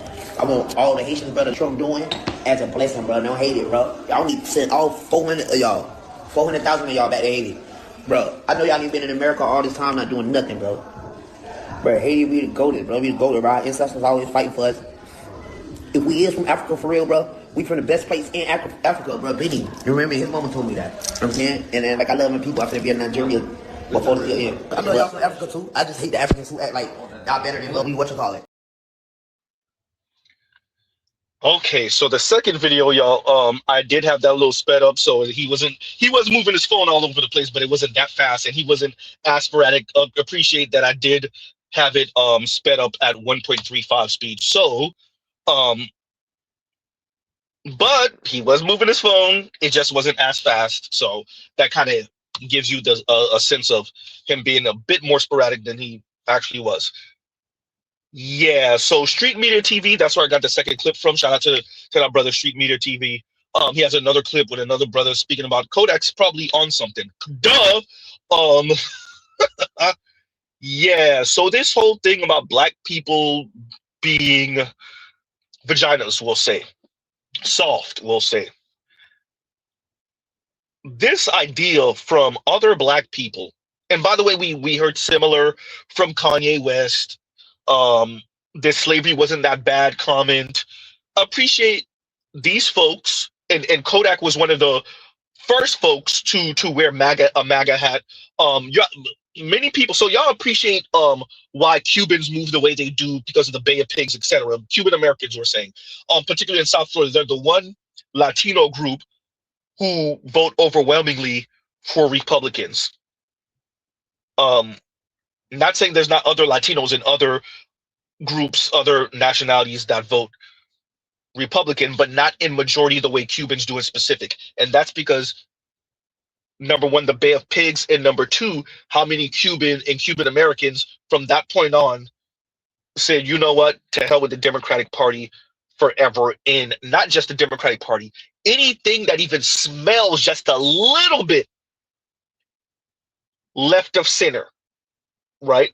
We don't care what type of social program it is. We don't care how great of an uplift it will be for society. If it even smells just a smidge left of center, it's communism, and we don't want it. I don't care if the country burns in fire with conservative policies, and right? If we go full on fascist, I don't care.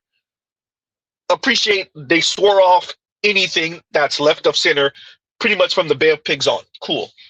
And a lot of these people are just retrograde folks that love the fact of Batista when he was in power in Cuba, and they came from the class of Cubans who people had property and who people were racist as crap and anti-black to the black Cubans and the mulatto Cubans.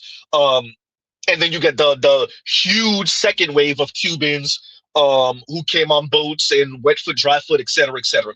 People appreciate this and understand this history about the Cuban American population, particularly those of them in New York, but definitely in South Florida. What people don't appreciate is there's a smaller, less loud and obnoxious group of Haitians with similar disdain for the political left. And much of their gripes go back to the Clintons and what they've done to and with Haiti, from the overthrow of Aristide, allowing for certain NGOs to take over the country,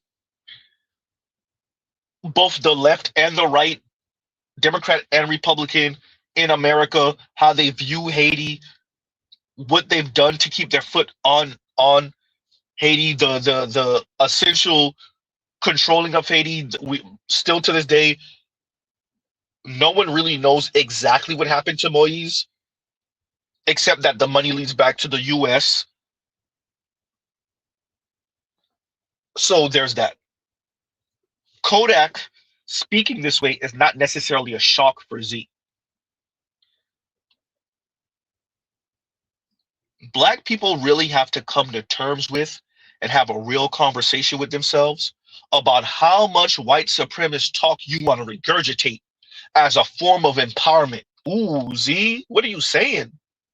A lot of black folks have this weird backwards way of feeling powerful by saying, no, it's not that we were just overwhelmed. We allowed this to happen to us. Emphasis on the word allowed. Right?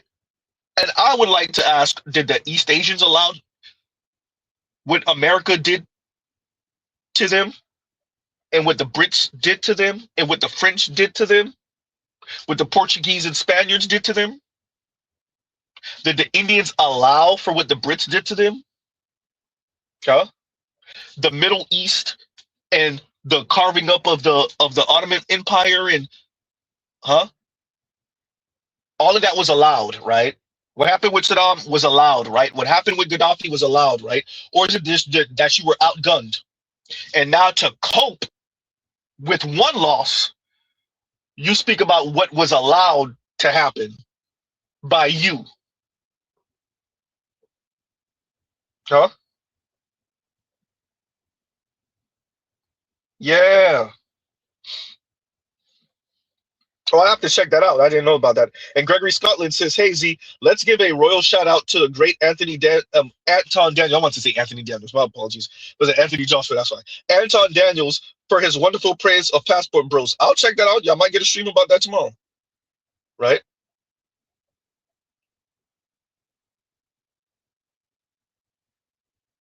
So, I want to emphasize this.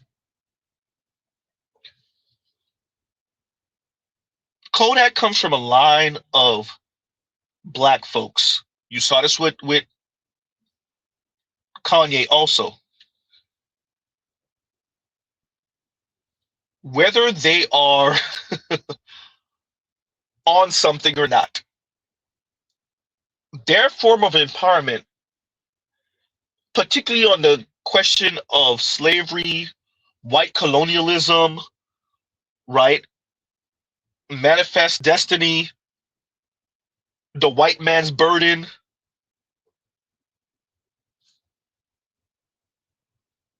is this framing. It's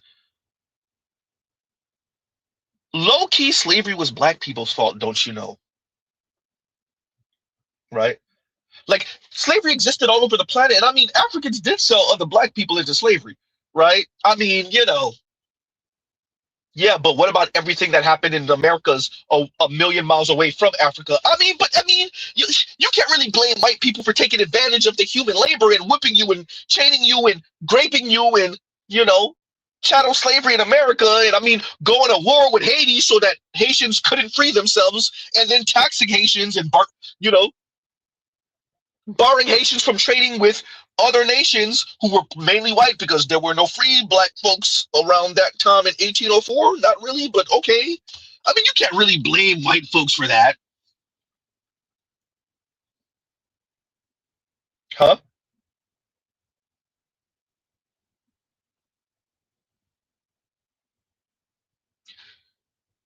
Appreciate Kodak was one of the first to jump on the MAGA train, right? We know that Kodak was serving time, got pardoned by Trump, right? And so now it's Trump all day, every day, even more than he was before. When Mr. Z speaks about decolonize your mind, this is what we're speaking about, right?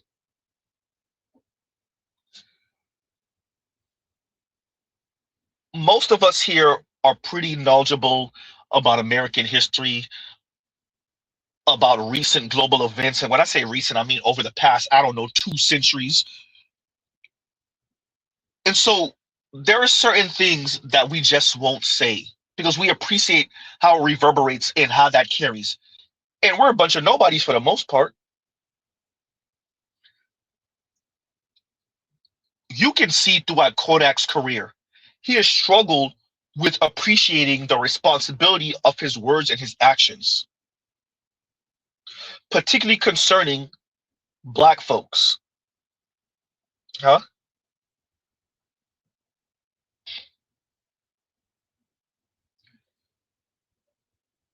Mr. Z's from South Florida. Kodak's from South Florida. Kodak is Haitian descent. Mr. Z is Haitian descent. Appreciate this. Kodak grew up in the county north of where Mr. Z grew up. I grew up in Miami-Dade County. Kodak grew up in Broward County. Pompano has a large Haitian enclave.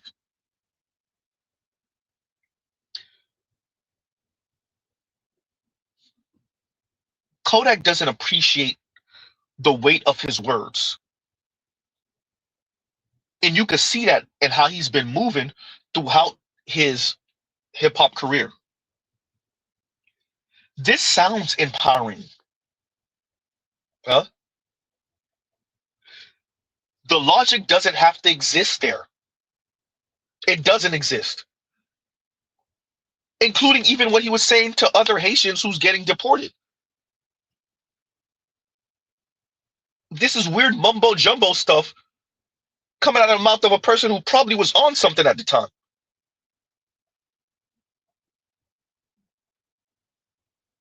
Huh? So we have Kanye telling you slavery was a choice. Last time I checked, Kanye is ADOS FBA. Then you have Kodak saying to you that black people are a bunch of vaginas. And everybody experienced slavery, essentially what he was trying to say through his intoxication or inebriation.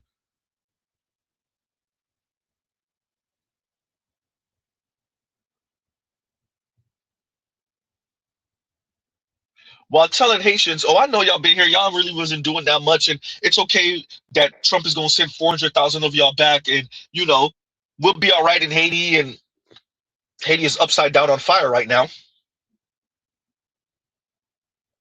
huh?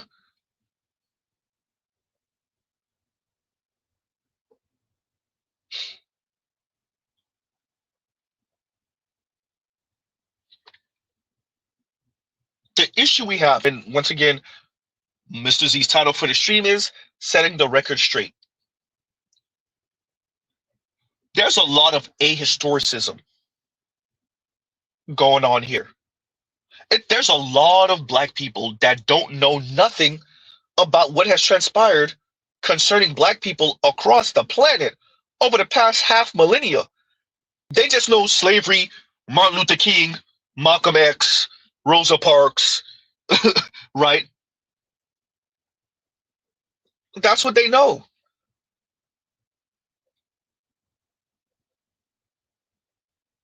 That's what they know. That's why you often hear these folks, these young folks, young black people, speaking as if Martin Luther King helped free the slaves. They tie in 1965 to 1865. Huh? And that's done on purpose. You can see that with what's his name, DeSantis in Florida, and what he wants to do with history concerning black folks and slavery and whatnot. Same thing with Greg Abbott in Texas. And actually, this precedes Greg Abbott in Texas, right? And y'all gives you a second. Okay, we're back. We're back, right? You hear what I'm saying? And all hell Balamuccio, also known as Vince, also known as Pistol Pete, says Muhammad Ali fought for civil rights too. You see what I'm saying? There's a ahistoricism about what has transpired concerning black people. I really want to say over the past millennia, to be fair. But even over the past half millennia, being Haitian descent, you appreciate, at least Mr. Z does, your lineage in your history. Everything from the French Revolution to the Louisiana Purchase. Mr. Z just told you his favorite rapper is Currency, who's a native to Louisiana.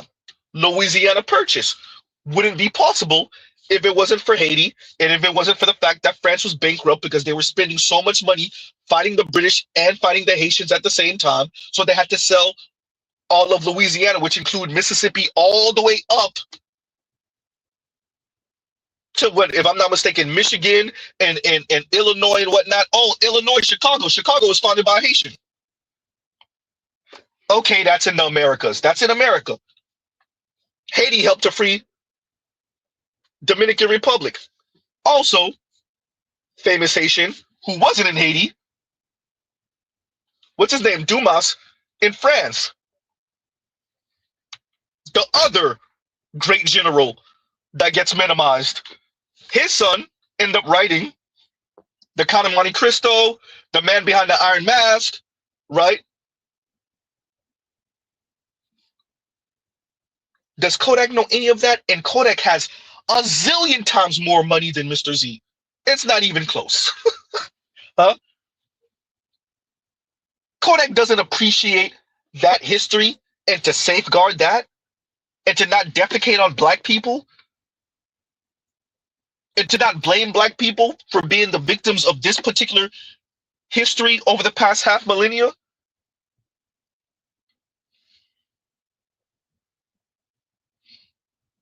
I did say Dumas. I don't know if I said dumbass. If I said that, my apologies. Might have might have mispronounced that, but yeah.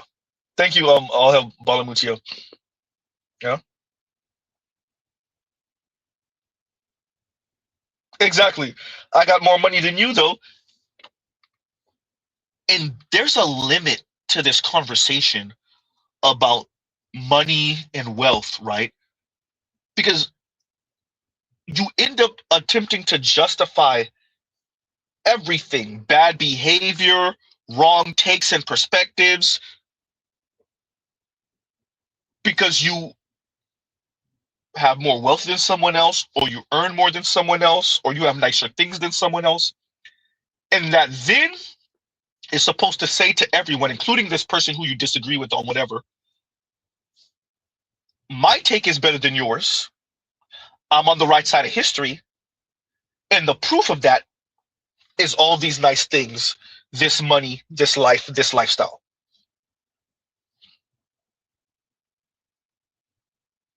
Oh, and Vince says, no, you didn't mispronounce that. I'm making a joke. Okay. I'm making jokes. Okay. My apologies. I was like, wait a minute, did I mispronounce? Right. So, yeah.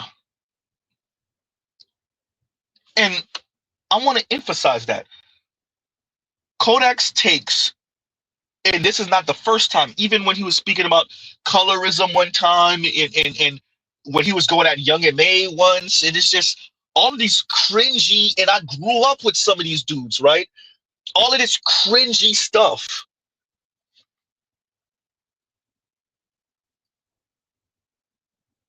Particularly this talk about black people, and this is not the first time Kodak has kind of said something similar.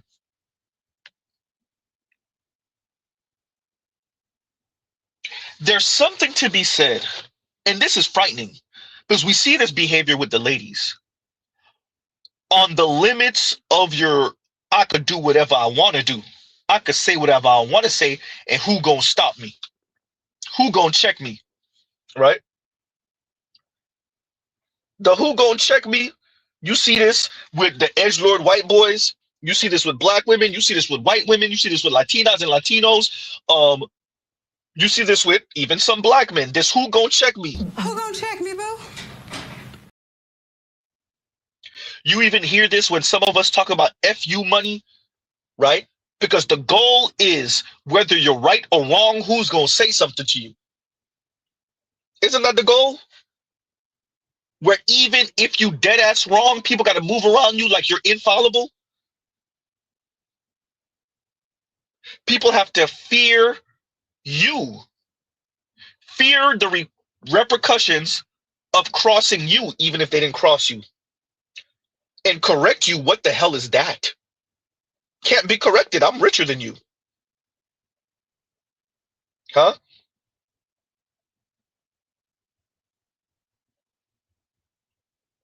Ah. Huh?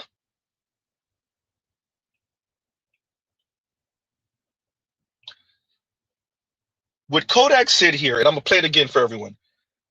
The black people are vaginas.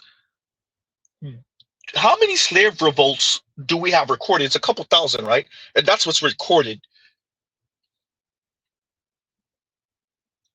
How many boats went down during the Middle Passage, transatlantic slave trade?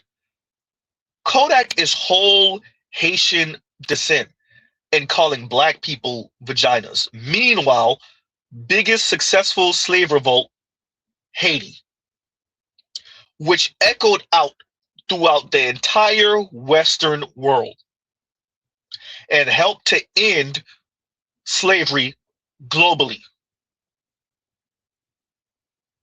Helped to free Dominican Republic. Even Thomas Jefferson was sending letters to France like, could you squash that slave revolt in Haiti? Because I don't want the Negroes in America getting any bright ideas.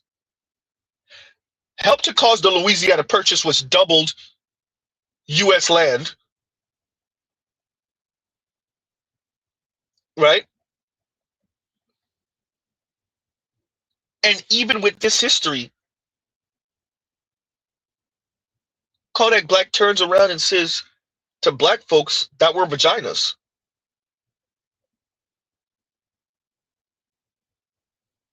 This is a person with money. Would they say money in no sense? Well, damn. Continuing. Black people, bro, we pussy as fuck, man. I love y'all from Africa too. I just hate the Africans who act like y'all better than motherfuckers and like we y'all Africa should have never sold niggas, bro. Bro, you know, people, bro, why you think slavery go good, bro? I'm not mad at. But that is not the only. It wasn't just Africans selling other Africans. That did happen. That's not all that happened. I can't remember this guy's name, European dude who was killed trying to capture some slaves. There was a lot of slave capture by white folks going on too. And to be fair, a few times there were black Africans who found out what was going on. They ended up being on the wrong side of a musket, who tried to end the slave trade in Africa. We don't hear this nuanced part of history concerning black folks, because the whole goal here, and you saw this with PragerU and Candace Owens covering the slave trade and covering slavery in America, the whole goal is to paint African Americans as the happy Negro slaves. And only the wayward black folks had a problem with slavery at the time, and only the ahistorical weirdo black folks have a problem. Look, didn't we civilize you, black people in America? I mean, we might not have civilized you. I mean, you're still black. I mean, duh. But don't you like it? It's so much better here than it is in Africa. I mean, and so the correction and the hard learning, didn't it end up being in your benefit? See, those Northerners, those Yankees, they keep on coming down here to the South and rewriting the history. You were a happy little Negro and Negress on the plantations until those goddamn Yankees started telling you about your quote-unquote rights. Huh? And your human rights, and oh my God, your civil rights. You were completely happy on the plantation. You were a happy little Negro picking cotton, tobacco, huh? Sugar cane.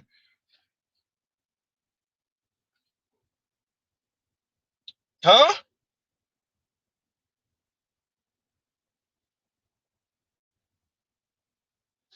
The Africans sold us into slavery. Yes, that did happen. But whenever you start to hear a black person, number one, and definitely a non-black person, obviously white person, emphasize this, well, y'all was sold into slavery by other black people, appreciate why they're saying it. They're minimizing their role in the conversation. Because Africans had nothing to do with slavery the second you got on American shores. All of that was all white people. How you were treated, the whippings, the lashings, all the grape, the sexual assault, all of that's all white folks. So even if okay, fine, you know what? Erase everything Mr. Z said. Everything in Africa, especially on the west coast of Africa, was all bag 'em and tag 'em. Africans selling other Africans into slavery. Okay, fine, we'll say it for argument's sake. But everything from the second you got on that boat to where we are now is all white people. And now what? Huh? Every single thing from that point on, from the second black ancestors got on that boat to wherever they landed in the Americas, particularly, obviously, the US, to where we are now, that's all white folks. So what Kodak says still is null and void, because explain everything in America. Okay, we'll start the clock at 1619. From 1619 till now.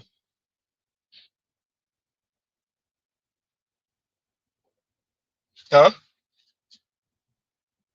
And Indigo says there was no Pan-African identity. There was no Pan-European identity until it came time to define whiteness. There was no quote-unquote white people. The only reason you got black people is because white people had to be white people. White people had to be white people so they could sit on top of the hierarchy and stop the infighting. Hey, we can't bring the European infighting to America. It'll rip us apart. And so once you get to America, you're white. Now there's lesser whites and better whites, but you're white. And so those brown, dark brown, copper skin, blue, black, purple, all those folks coming in from Africa, they're black.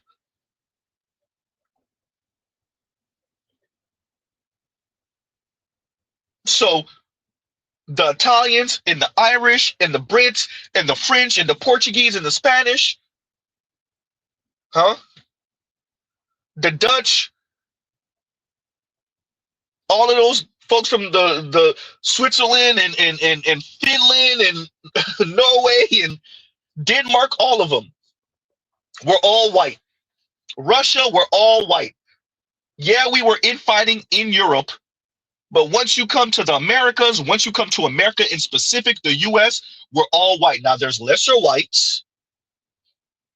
Now Italians, even though we're gonna imitate a bunch of Roman and Greek architecture, and we're gonna try to teach our kids Latin, and we're gonna try to do our hodgepodge version of democracy.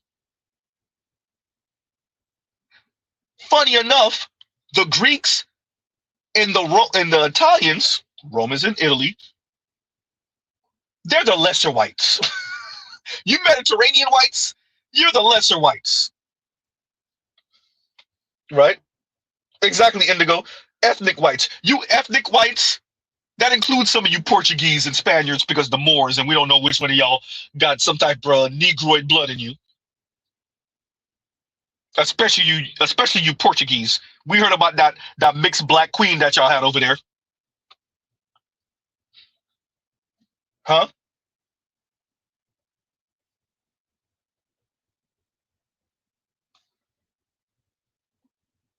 So yes, we're going to imitate and hold up a bunch of Roman and Greek lore, but y'all are the lesser whites. Too much, we really don't know what happened with y'all in Carthage, and we don't know which one of y'all got some type of Negroid blood. So yeah, we like the history, but you're gonna be white, but you're gonna be a lesser white.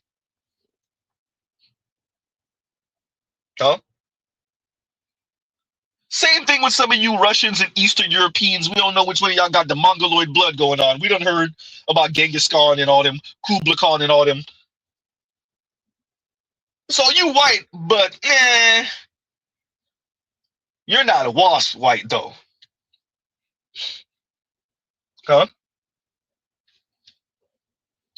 Albanians, and too much Arab thing going on over there. We know if we shake your family tree going back far enough, a couple thousand years, it might be a Negroid that followed out.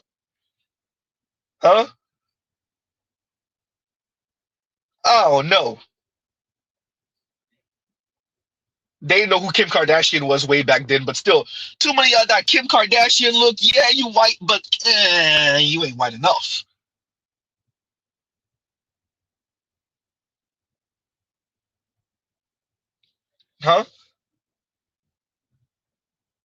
So yeah, there wasn't a pan-African identity, as Indigo was saying, but there wasn't a pan-white identity until you got to the West, until Europeans started going around the world, conquering, pillaging, raping. There was no pan-white identity. They had to make themselves white so everybody else could be whatever they needed them to be. The lesser folks.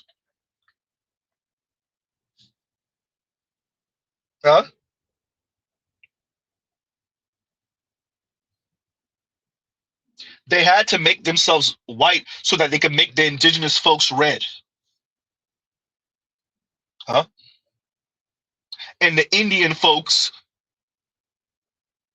and all those in Indonesia and all of those in India, yeah, I know they're separated, but all of those other folks, the Aboriginals in Australia, they needed to make them brown. And they needed to make the East Asians yellow. And obviously, the Africans, particularly south of the Sahara, black.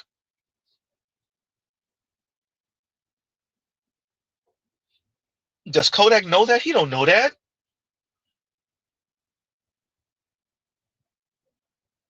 Huh? Kodak doesn't know that, nor because he has so much money, he don't think he need to know. He don't care. Mr. Z knows that. Kodak doesn't. Kodak got a whole lot of money. Mr. Z doesn't. What do I matter? What does this knowledge and information matters other than not making you sound like an ass on the internet? Huh?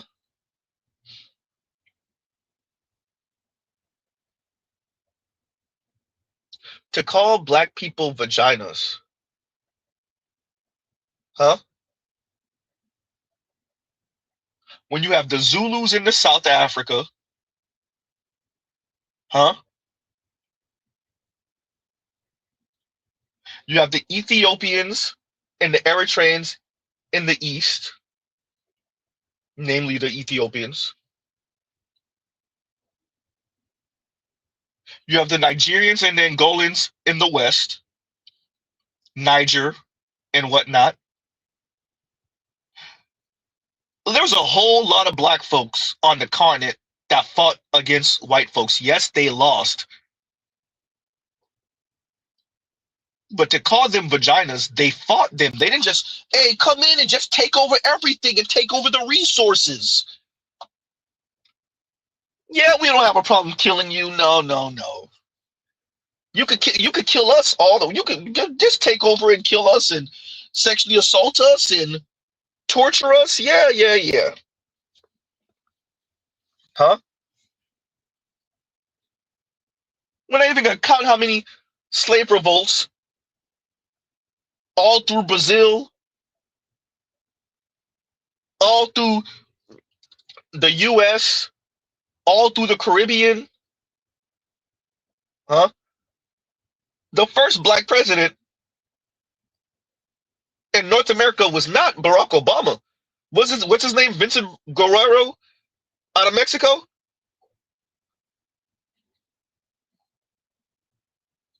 Kodak don't know that, nor does he care. Huh?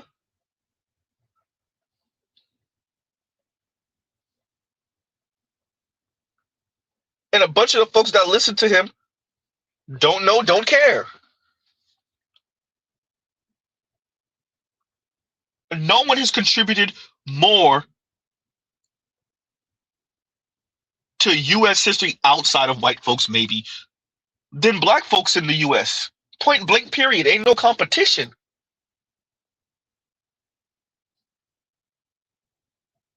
There's no competition yet. Kodak says black folks are vaginas. Huh? How many different dance styles do we get from Afro-Latinos? Huh?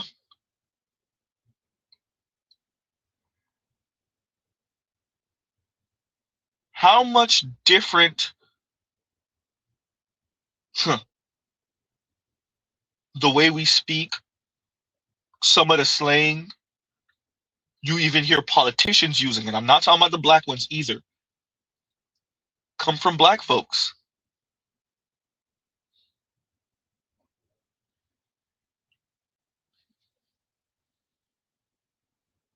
Kodak doesn't know, nor does he care. And it is very irresponsible and reckless to be speaking the way he does and the way he is, knowing that Kodak has a bunch of 20-somethings and teenagers that follow him and that listen to him.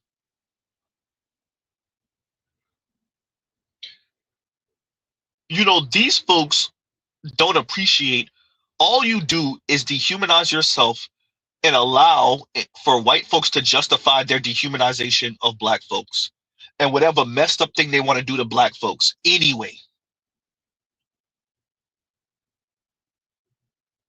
Like, share, subscribe, hit the super chat. Continuing. Black people, bro, we pussy as fuck, man. I know y'all from Africa too. I just hate the Africans who act like Y'all better than motherfuckers and like we y'all Africa should have never sold niggas, bro. Bro, you know, people, bro, why you think slavery go good, bro? I'm not mad at slavery, bro, cause white people are enslaving people too. You know what, bro? Black people, bro, we pussy as fuck, man. I'ma say that. Ghana need me, I need y'all too. Look at the color of this. Stay on the, man, I'm lit. Huh? I don't know. Wait a minute. There's another one. People, bro, I know y'all from Africa too. I just hate the Africans who act like y'all better than y'all Africa should have never sold niggas, bro. Bro, you know, people, bro, why you think slavery go good, bro? I'm not mad at slavery, bro, cause white people are enslaving people too. You know what, bro? Black people, bro, I'ma say that. Ghana need me, I need y'all too.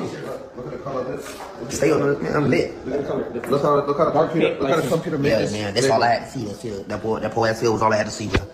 I'm like, man, I'm parting with my thumb. And I ain't gonna lie though. It tastes like cotton candy though. It don't taste like raspberries. It don't taste like raspberries. I'm like, damn. I like this gotta be bud. I ain't gonna lie, bro. It tastes good though. We just don't know what you call it. Cause like if it was some type of fake like it's gonna kill us, they go to bed, alright. But I don't know, bro, cause like it tastes like cotton candy. But I don't know, bro, cause it's like the other night I like Trump. I still love Trump. Even though I ain't agreeing with Trump on right now, right? I'm not agreeing with it, bro. I'm not agreeing with Trump right now, dog. But I love him, bro, and I know he mean good sometimes, a lot of times. Most of the times, bro, he mean good. But we human, bro. It's like that. I want all the Haitians, brother, Trump doing as a blessing, bro. Don't hate it, bro. Y'all need to send all 400 of y'all, 400,000 of y'all back to Haiti, bro. I know y'all ain't been in America all this time, not doing nothing, bro. Bro, Haiti, we the goated, bro. We the goated, bro. Our ancestors always fighting for us. If we is from Africa for real, bro, we from the best place in Africa, bro. Benny, you remember his mama told me that. You know what I'm saying? And then like I love when people out there be in Nigeria. Before the year. I know y'all from Africa too. I just hate the Africans who act like y'all better than what you call it. Does that sound like someone that know what the hell he's talking about? Shout out to Kodak. Bro, you don't know what the hell you're talking about, bro. And what frightened me about folks like this is they won't sit down with someone who will walk them through.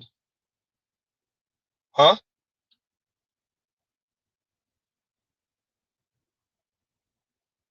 They won't sit down with someone who will walk them through this. Kodak's from South Florida. You know how many Haitian academics are in South Florida? PhD and all? Africana studies and all? Know the ins and out of Haitian history? Black American history? Huh? Pascal Robert is in South Florida, y'all. The brother, heavyset brother, off of This Is Revolution. He's in South Florida. He's in Miami, if I'm not mistaken. Kodak could get connected to him and find out something. You think that's gonna happen? Kodak don't know what the hell he's talking about.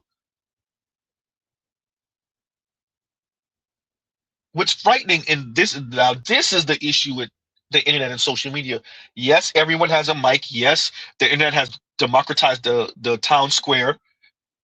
Mr. Z been saying that for years. If you hear somebody say that, I've heard it on TV, and I'm like, where the hell y'all got that from?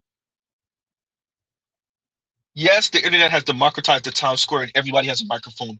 True indeed. And because everyone has a microphone, and I appreciate that Kodak Black is an entertainer, so he was going to have a microphone anyway, is that you have folks like Kodak speaking like this.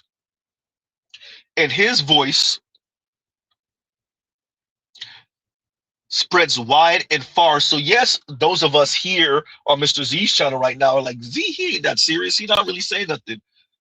Yeah, but Kodak's voice goes out wide and far. Further than Mr. Z's voice. And further than many of our academics' voice.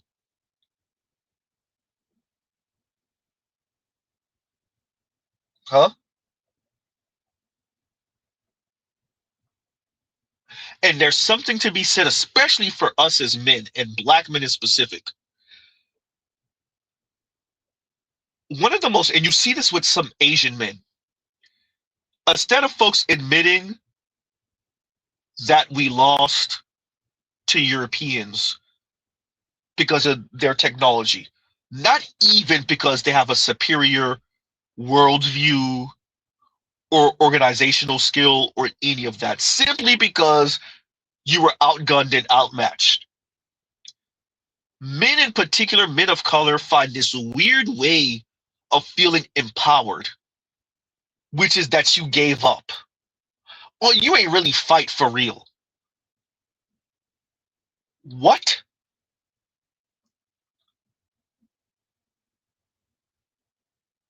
Huh?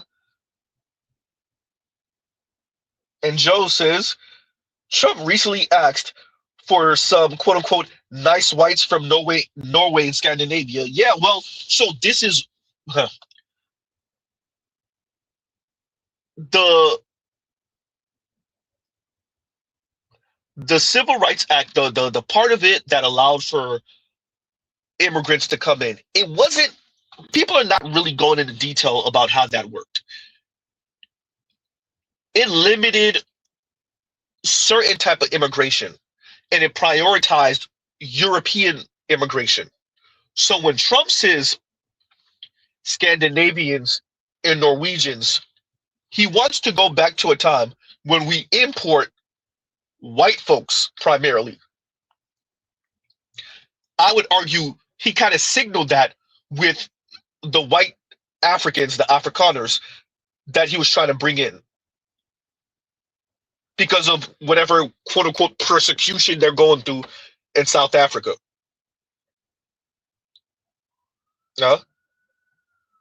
So appreciate this. It's to bolster up white numbers. I would argue that's much of the reason why you have so many Ukrainians coming in. Obviously, we know about the war between Ukraine and Russia, but so many Ukrainians coming in is to bolster up those white numbers.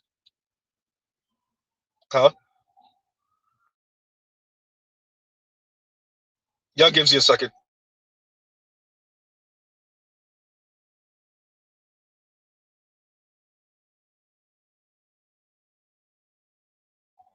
And I'm back. But yeah, so that's the part that I think a lot of folks struggle with. It's to bolster up the white numbers. White women aren't having white men's children, y'all. White women are maybe having one kid. More and more of them are single and childless, well into well into their 30s, 40s. It's gonna be, look, y'all.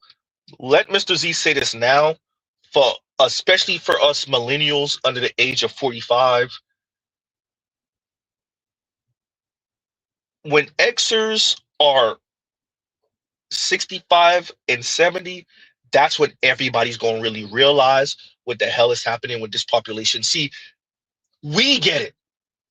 People like us who frequent spaces like this, not even just Mr. Z's channel, but people like us who we watch the clips, we watch the videos, we read the articles, we know about the population bomb, or population bust, better yet, globally, but definitely even in America. We appreciate the lowering birth rate for all women in America. We get it. Other people don't really get it, and they don't really appreciate what that's going to mean for like everything in America. But as extras get older, as boomers really start to pass, and as extras get older, as extras get into their mid-60s, early 70s, that's when people gonna really realize what's going on. It's spaces like this, tying that to white folks. They're bringing in whichever white people are willing to come to America, because this is largely the last white empire.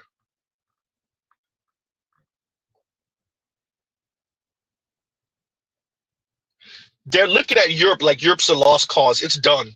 Too many brown folks, it's gone.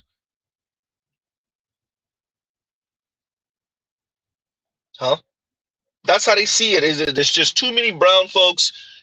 Europe's gone.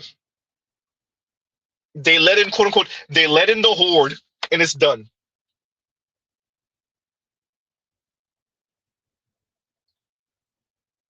And so Trump gonna start bringing in them white folks. Here, he not even start. Not even start. It's already happening. Huh?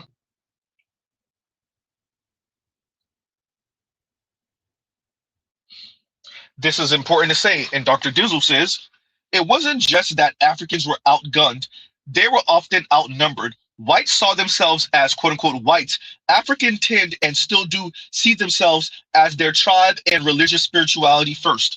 You know, that's me and my lady just said this last night. We were watching, what were we watching? What were we watching? And we spoke about the limits of nationality. We were watching something from Real Life Lore, and it was speaking about the Tajiks, where else? Pretty much that whole like Eastern Europe, like really Asian.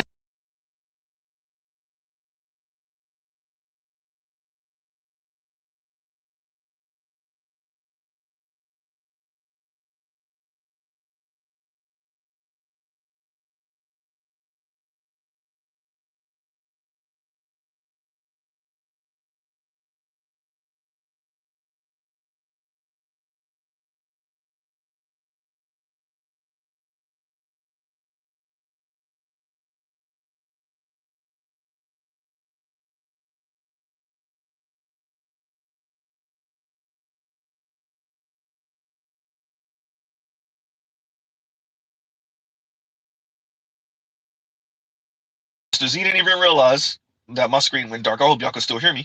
And so what you're saying here, Dr. Dizzle, yeah, a lot of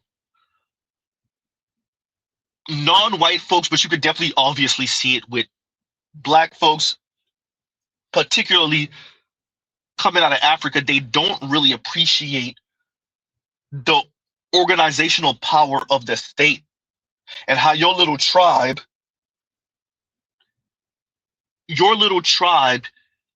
can't match up to the power of the British Empire, of the French, who were just as imperialistic. They just didn't have a king at the time, and that was in and out depending on who was in power. That whole French Revolution, back and forth between king and president, right? Or the Spaniards or the Portuguese. See, when you're not fighting internally and you're not tribal warfare necessarily internally, then you could turn outward and decide who you're going to gangster something away from.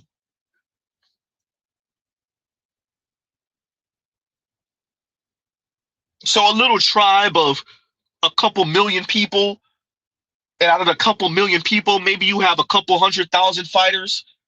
What that mean when you have a whole nation of 10, 15, 20 million people and maybe 500, 600, 700, a million fighters, soldiers, military men.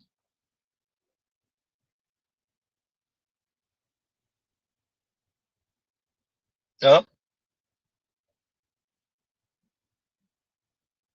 All of these tribes fell in Africa.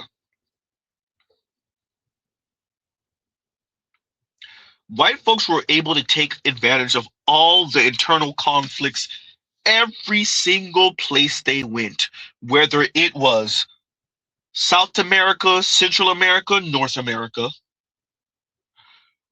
the Middle East, South Asia, East Asia, Australia. They took advantage of all of the tribal conflict. And here we are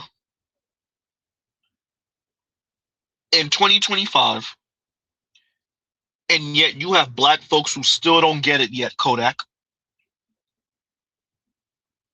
Huh?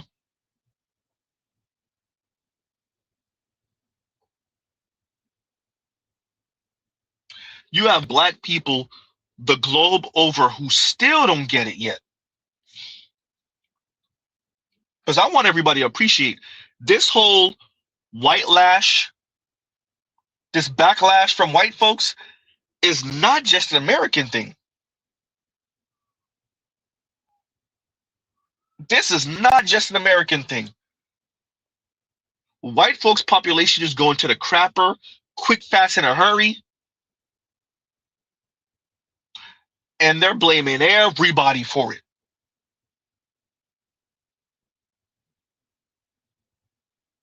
The white men in particular blaming everyone. They blaming white women. They blaming the immigrants. They blaming dark folks. They blaming the left. They blaming the elites. They're blaming the right for not sticking up for them. They're blaming everybody. White men in particular, the globe over, are blaming everyone. Meanwhile, in the black diaspora, we over here twiddling our thumbs and blaming each other for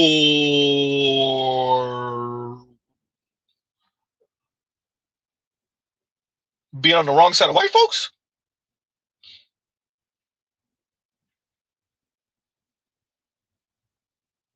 Huh?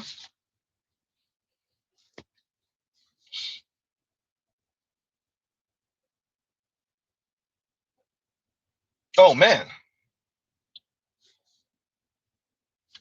And Blue Sox says, the British and Dutch East India companies are perfect examples. Private companies exploiting local politics to conquer vast regions. Exactly. Huh? So, once again, going back to the Kodak thing, look, Kodak don't know. He don't know.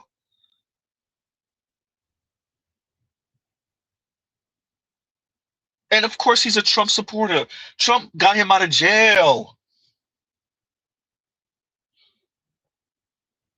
And that's super frightening. And I said this, and I saw this with Barack Obama when he invited all of those black celebrities to the White House. I saw it and I said it then. These folks are going to turn their own personal situations with these goddamn leaders, these presidents, and now you can't criticize this person for nothing. And this is how you gain kind of moral currency with these folks. This is how you gain this kind of political leverage with these folks. You aid them one time, you save them one time, and not only do they swear their allegiance to you, they defend you regardless of what you do to anyone. And especially when you're speaking to someone who's like not really aware politically, you get Kodak. Who in Kodak's circle could tell him anything?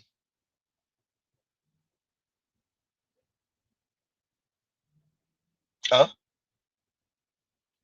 And what's frightening is the folks, they can't connect the dots.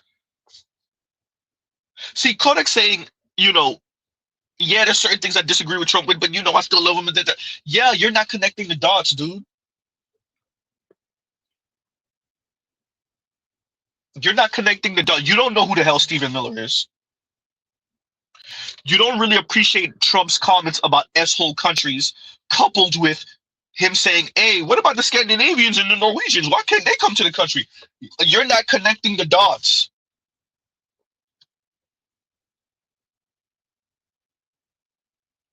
Huh?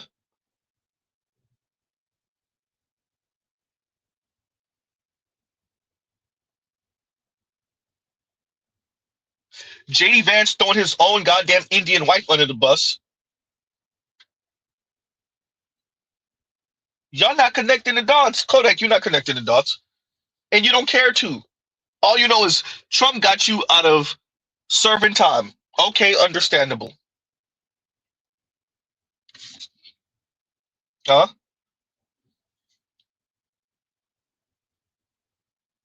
Ah.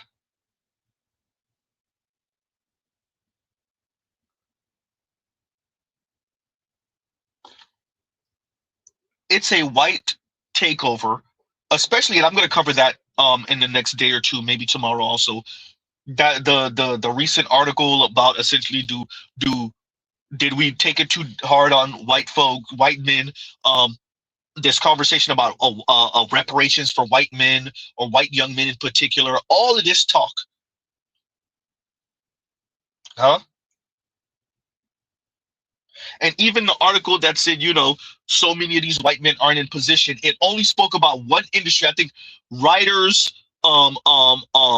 essentially like ad execs or something like that. Not even ad execs. The lower tier writers and contributors, because what they found out in the article is that once you get to the higher tier positions in this industry, it's nothing but white men. But lower tier down, you get only 11%. It used to be like 70 some odd percent. No, it used to be 48% white men, and now it's like 11% white men.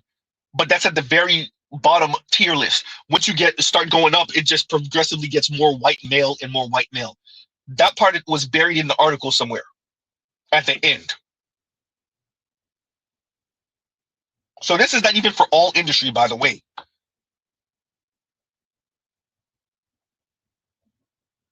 Right? So in light of this current environment, you have Kodak speaking like this to black folks, to AUS in specific, and Haitians.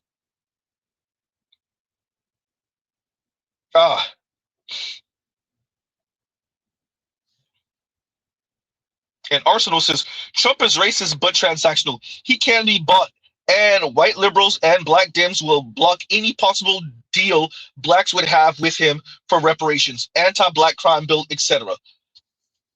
I agree with a caveat. It depends on who's the last person in the room, as his own people have said. And it depends on whether you have a Stephen Miller in that space or not.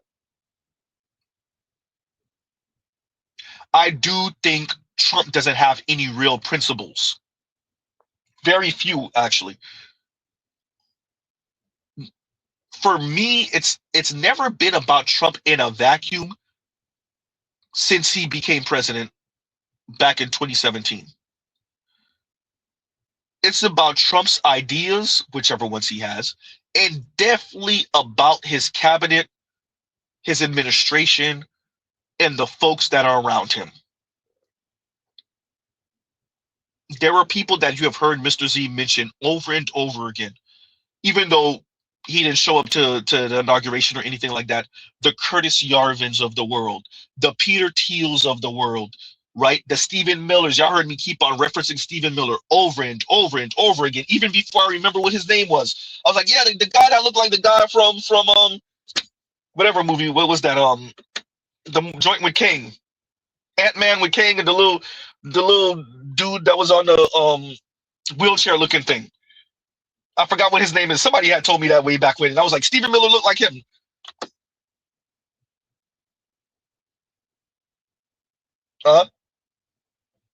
There's these names I continue to reference because it's not just about Trump.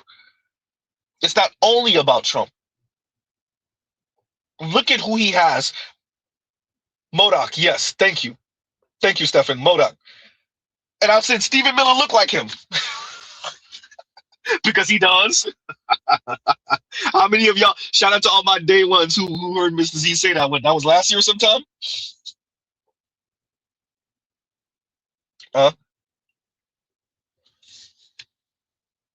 If you didn't see it, I bet you see it now.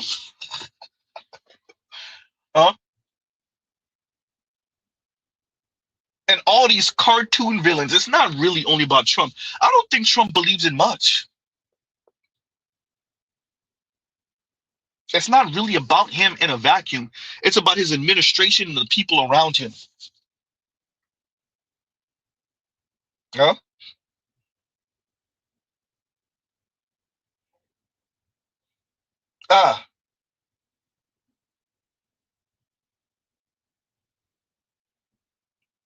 So just reading through you guys' comments. Give me a second.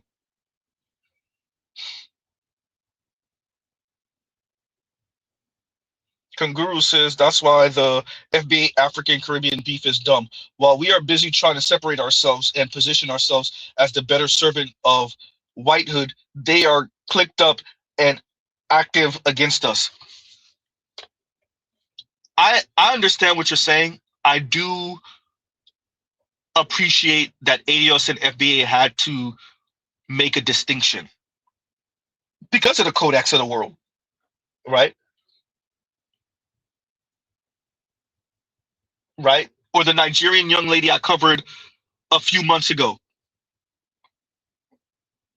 There are these kind of 1 foot in, 1 foot out, like I'm black American, but like not really. I'm Nigerian though.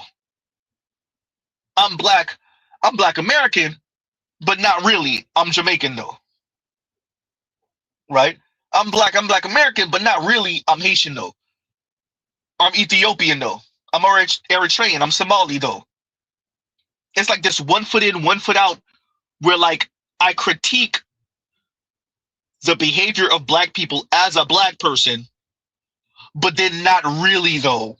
Like I get to escape back into being Somalian or Sudanese or Nigerian or Angolan or from South Africa or Haitian or Jamaican or Bahamian, right?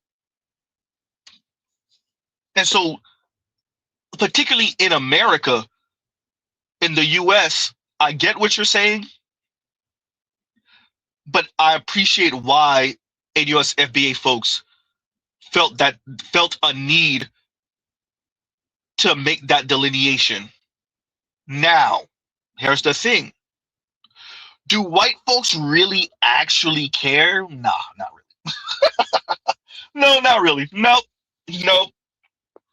Right? But it does, it makes it more difficult to say, well, this black person agrees with us. Yeah, but that black person is Myron Gaines. Like, you're talking about Myron Gaines here. Like, the black person you're talking about is Myron Gaines. Well, this black person doesn't have a problem with me saying the N-word. The black person you're talking about is Doja Cat, bro. Broken mind ass, raised by a white mom ass Doja Cat, bro. Right? So, like, that's why it's that delineation was put there. And I get it. Right? I get it. Particularly in America. Right? Like, it's important to for that delineation, so that when they're like, hey, but I say the N-word, and like, I'm encouraged to say the N-word. Yeah, but it's Myron and Doja Cat. Like, these are the people. Like, don't, first off, they're not ADOS. They're not FBA. Secondly, those folks hate being black. Doja Cat was out here chasing after white dudes. Mr. White Dude, we don't care what she got to say. Huh?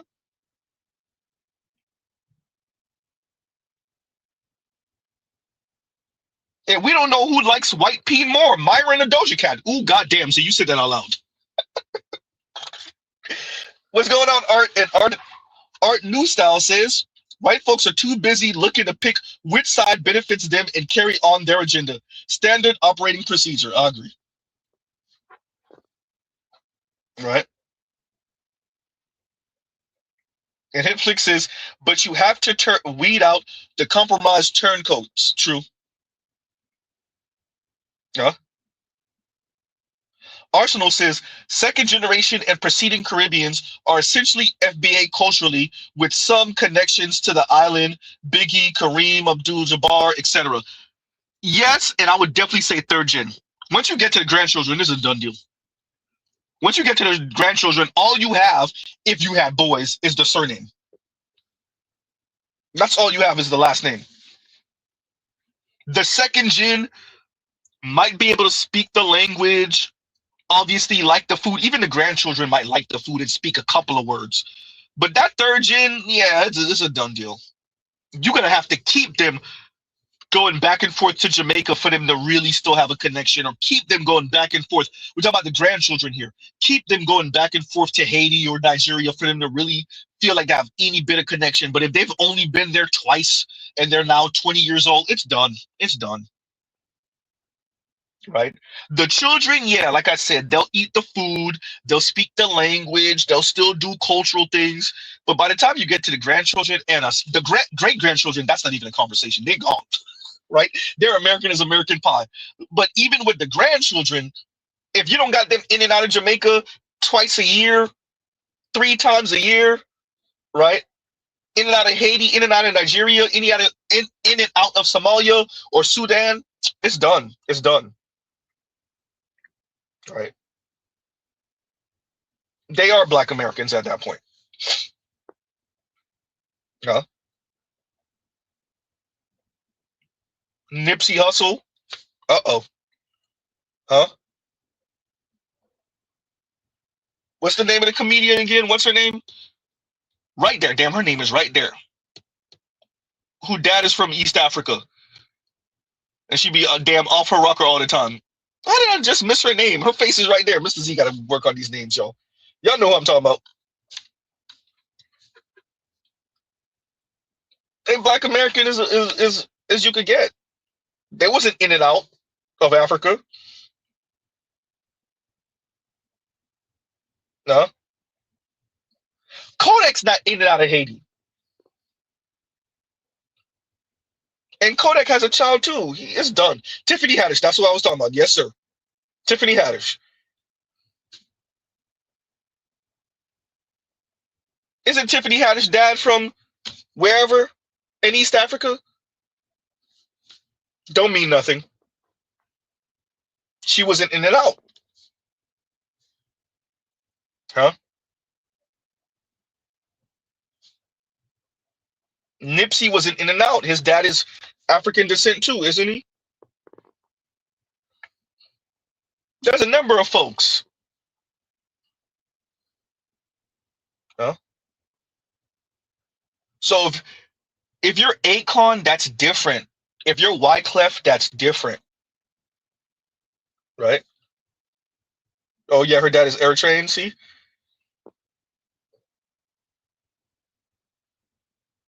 See, exactly. Dr. Dizzle says there was a whole YouTube video about her returning to Eritrea. Look at that. It's a done deal. Look. It's done, especially if and when she has kids. That clock is ticking though. If and when she has kids, God forbid. If and when she has kids, oh boy. Those kids are going to be Black American as hell.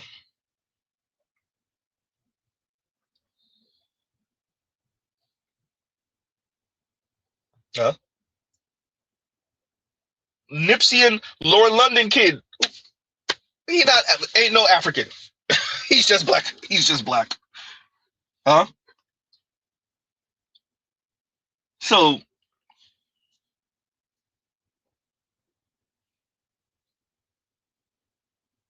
yeah. Arsenal says, I read once years ago, 25% of blacks in Brooklyn have at least one ancestor tied to the Caribbean. Caribbean's been coming to NYC for about 100 years in various numbers. Yeah, I could believe that. I could believe that. I could definitely believe that. I think they said even Jay-Z has Caribbean ancestry. Tyson has Caribbean ancestry. We already know Biggie does, right? But there's a number of folks and all throughout the hip-hop scene in New York, yeah, that have some type of Caribbean ancestry. So yeah, I definitely could believe that. And if you give it enough time, a lot of these Nigerians are not going back. They're not moving back to Nigeria.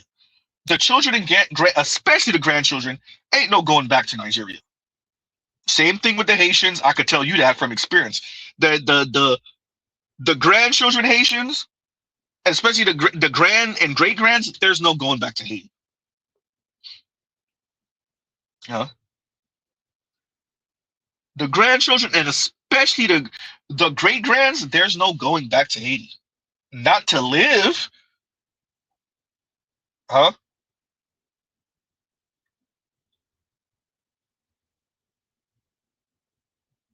Even the Jamaicans, it depends on who you come across. The children will be going back and forth to Jamaica. The grandchildren, Mr. Z know great grands and grandchildren. As a matter of fact, I know children, great grandchildren, and great grands. In South Florida, you come across all of them Caribbean descent. Bahamian. As a matter of fact, in South Florida, they're Bahamians that don't even really appreciate their Bahamians because they were born and raised here. Their parents were born and raised here. Huh? Their grandmother and grandfather, their great grandmother and great grandfather are Bahamian. Huh? The only time they've been in Bahamas was to go to a resort.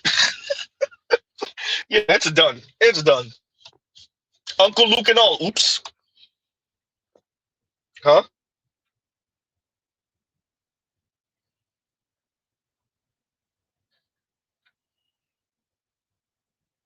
And Els Active says most Africans born out of Africa can't speak an African language. They kids won't know 10% about where they're from. There you go. Yeah.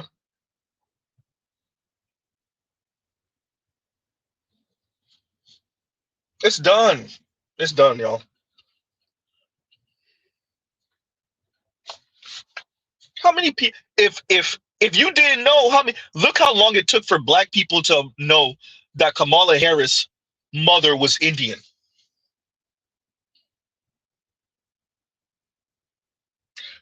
Look at the way Kamala looks. Kamala looks just like a light-skinned Black woman. Look at how she speak. Listen to her voice. She sound like any one of them AKA light-skinned sisters. She sound like any one of those light-skinned AKA Black women. Her last name is Harris. That sounds Black American as hell. Jamaican daddy. Huh?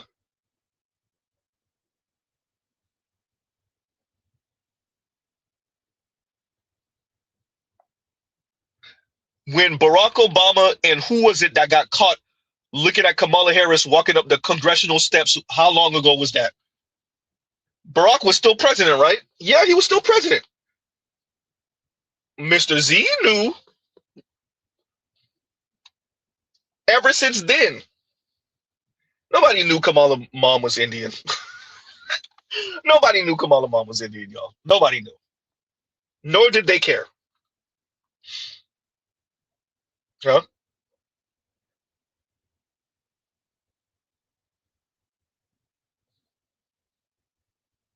Ah.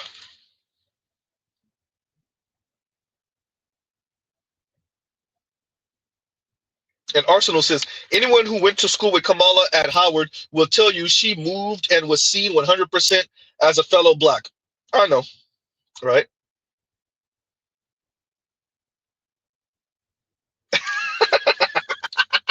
She be trying too hard. I swear she be trying too hard. And Blue Sox says, but when Kamala said she made greens in the bathtub, we knew something was wrong, LOL. She be trying too hard.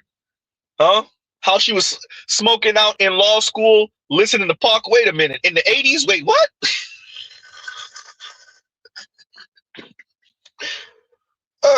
Hysterical.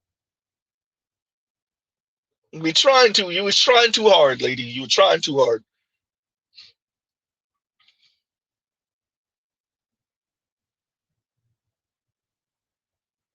Yeah, but her younger sister was made a baby mama by a white dude, if I'm not mistaken. And Arsenal says Kamala white husband was the first white person she married at 50. All known exes of her were Black American. Her younger sister married a brother. Yeah, but her younger sister was a baby mama to a white dude before the brother.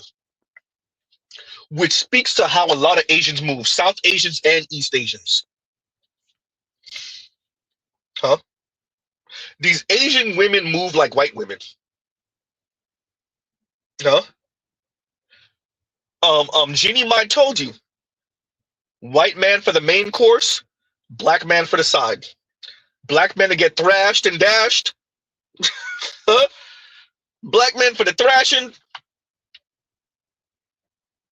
But for you to seem like a real American, right? Quote unquote, a real American, air quotes,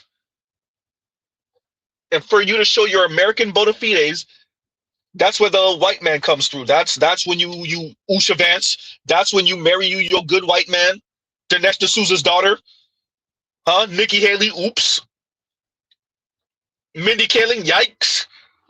For you to show you're a real American, you got to marry your white man, huh?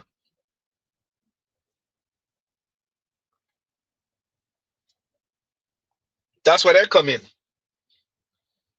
The black men are just for thrashing. When Jeannie Mai said that, that's the sentiment from a lot of women of color. Latina, South Asian, East Asian women, Middle Eastern women. There's a lot of them that move and think like that. Because the black men are the perpetual bad boys. The white men are who you end up with if you try to be serious. Huh? Kamala pulling off that stunt is just, that's hysterical. Telescope says Kamala equal curry chitlins. That's hysterical. That's funny. Now that's funny. That's hysterical.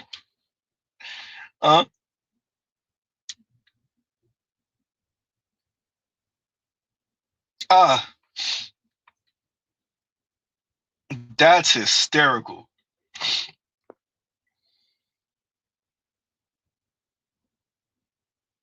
And Arsenal says Kamala moved from the Bay Area to Montreal and was seen there as Black American at school. She could have went to any elite white school but chose Howard. Yeah. Kamala fit the aesthetic.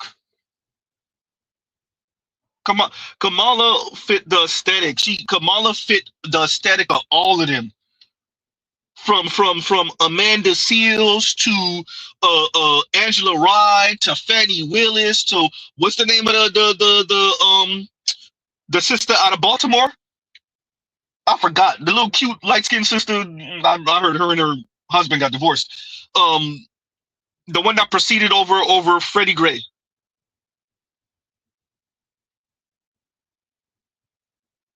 I forgot her name. All of them look like well, not look alike, but look like they could be related. All that light skinned AKA looking thing, and I'm not saying all of them are AKA. I'm just saying they all look like they could be related, and they all pledged AKA. Right? They all, yeah. I forgot the name of the sister out of Baltimore. Somebody gonna mention it anyway. But yeah, they yeah. Kamala has that aesthetic, that sound. It's scary. Damn, Mr. Z, just think about all of them. Oh, that's yeah. The light skin AKA look. Oh man, for especially the Angela Rye, Amanda Seals, Kamala Harris. Yeah, that ski week.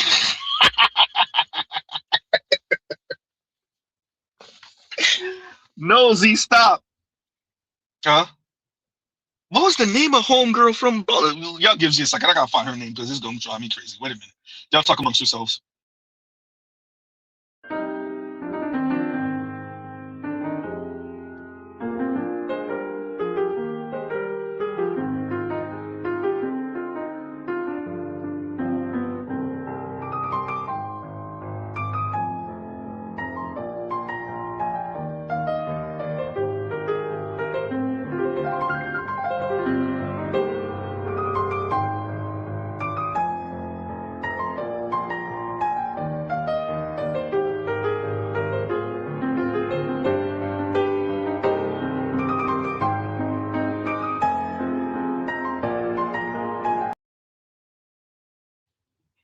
I know it's gonna get it. Marilyn Mosley.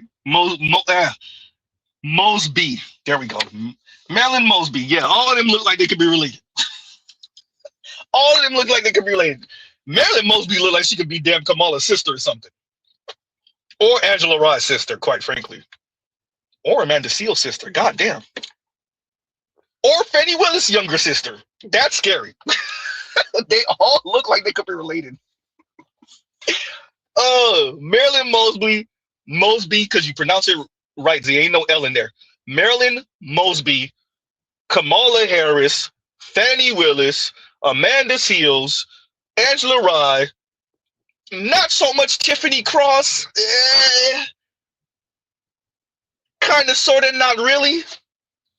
Right? And you could throw in what's her name that used to be on MSNBC? Oh man, y'all know who I'm talking about. With the long ass name. Damn, that's another name I'm about to have to look up. Damn, what was her name? With the braids. She stayed in braids. Light-skinned sister. Jesus Christ. Okay, y'all give me a second. I gotta go look this one up.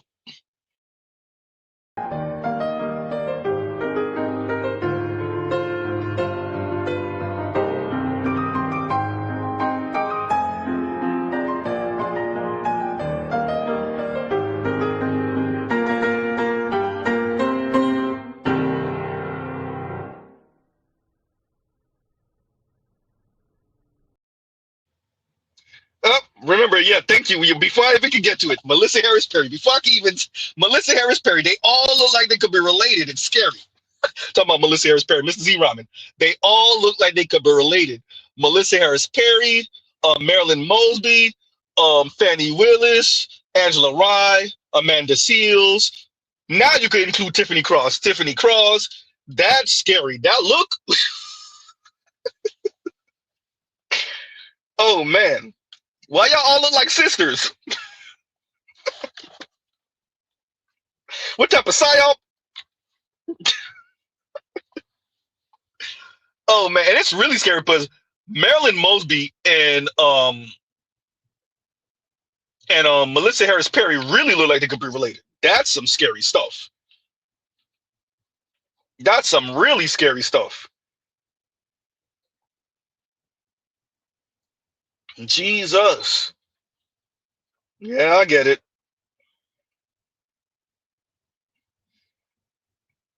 Just reading through you guys' comments.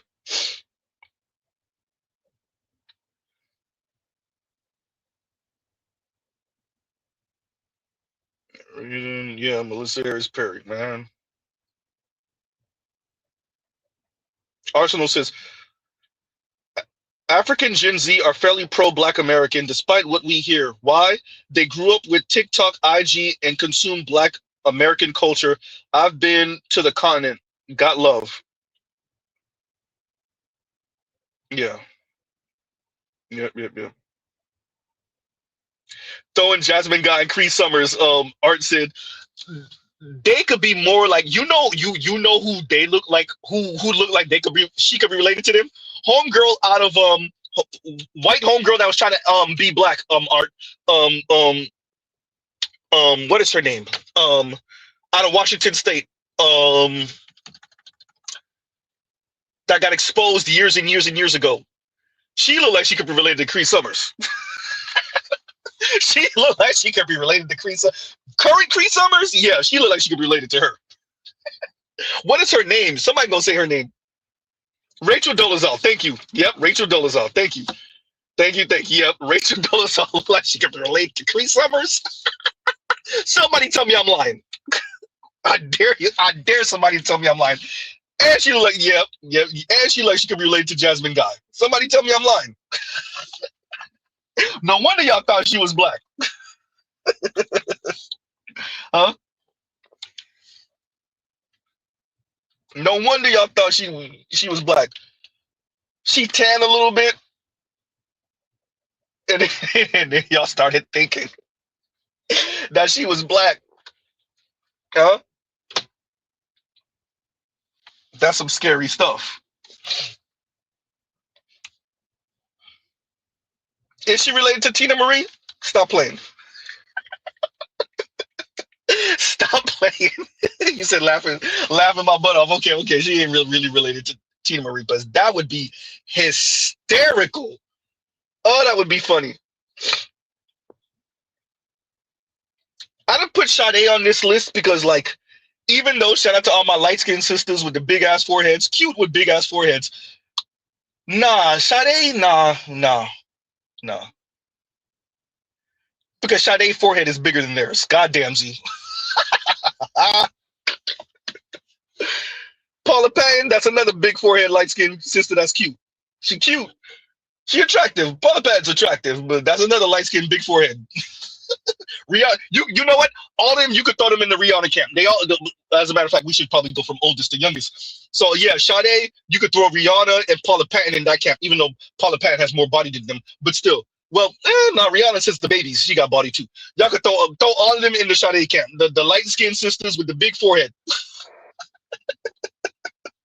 That's not in the exact same camp as the Fannie Willis's and the Angela Rye. Angela Rye, she don't really got a big forehead, but she kind of walked the line between the camp I put her in and the Sade camp. She's kind of in between both of that, right? Yeah, but Sade, that's the cute light skinned sisters with the big forehead. Paula Patton go in there, Rihanna go in there. Who else? I want to say Beyonce go in there too, but Beyonce smart enough to cover that forehead most of the time. Damn, Z, I know. Somebody tell me I'm lying though. We have a look in the Black community of, especially the very fair skin, lighter skin, cute. We're not talking about unattractive women. They're attractive. They just got the forehead. Light skin, big forehead. Shout out to Rihanna. Damn, Z, if somebody tell me I'm lying though. I know it's funny because it's true. Tyra Banks is another one, even though she's not light like that. She's lighter skin. She's pretty much brown paper bag-ish or lighter. With that, yeah, she's another one with a forehead. We're not talking about the cute dark-skinned sisters with the forehead like Naomi Campbell. Naomi Campbell's another one, but she dark-skinned with the forehead. Tyra Banks is brown paper bag and lightish with the forehead. Right? Mine don't really got a forehead like that though. She got a dagger ass nose though. Goddamn Z, why you making fun of the light skinned sisters? Look, Mr. Z got light skinned sisters. Look, I find light skinned Black women attractive too, but I don't spare them from the jokes. Mine is attractive. Mine is still attractive, and she has a very sexy and sultry voice, but she got a dagger ass nose. Somebody tell me I'm lying. And don't go get a nose job, Maya, if you ever hear this. We like you and your dagger ass nose, but you and your dagger ass nose ain't safe for Mr. Z's jokes. Ramen. Huh? Captain Obvious said, no, I don't know what you're talking about, Z. Maya definitely got a big forehead. I never really rated her forehead, but that dagger ass nose, though. That's nose. Y'all find her attractive. That's why you ain't really pay attention to her nose. I find her attractive too, but I was goddamn that nose though. I don't want to get nose slapped while I'm trying to make out. What the hell? Z, you wish. Okay, but still. Huh?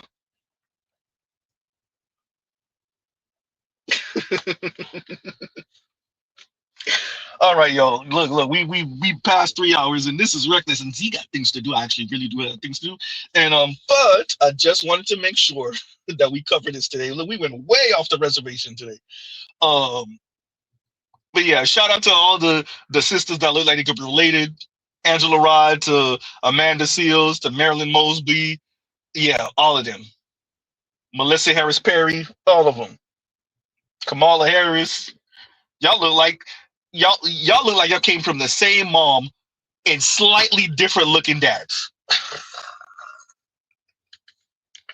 Right? Ruby Rose got a forehead, y'all. She got a forehead. Right? Oh man. Muffle says, are we getting a stream tomorrow? We will see. Yeah, y'all know, Miss. Look, reckless. There's a reason why we call it reckless. We ain't gonna put it in the comments, but there's things Mr. Z gotta do and don't do, and then move around, and yeah, we ain't gonna put it in the comments. So we'll see.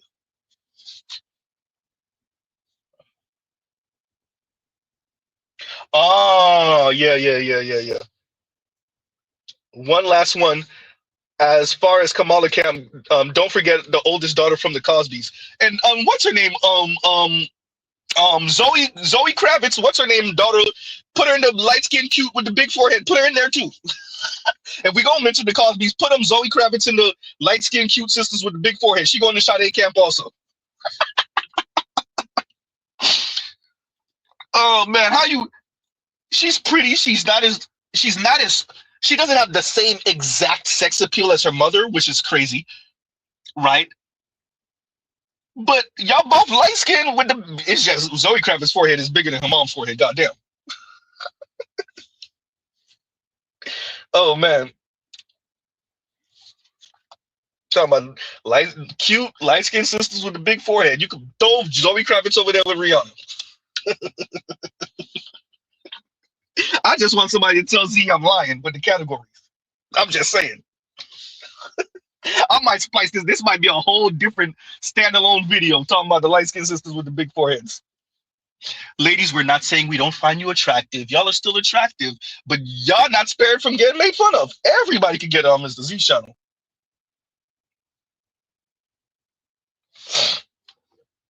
All right. Lauren London. She goes in the Kamala camp.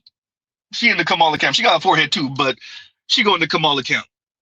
Yeah, she definitely look like she could be related to Angela Ryan them. Oh hell yeah, yeah. She definitely look like she could be related to Marilyn Mosby and Angela Ryan them. Hell yeah. And Melissa Harris Perry. That's for damn sure. Huh?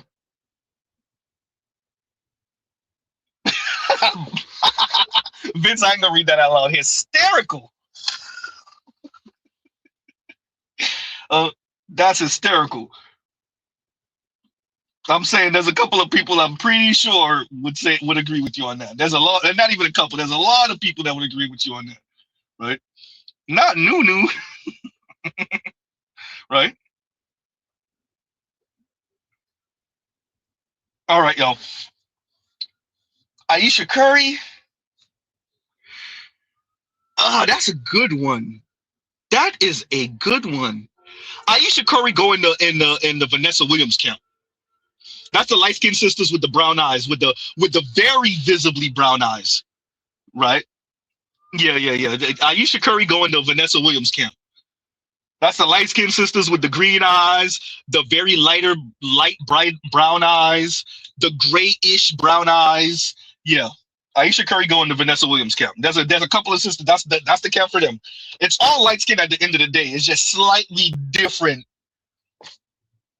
Like where did Tisha Campbell go? A young Tisha Campbell, where would she go? She would probably go into the Sade camp. I would put her maybe in the Sade camp. Right? Yeah. I would put her in the Sade camp.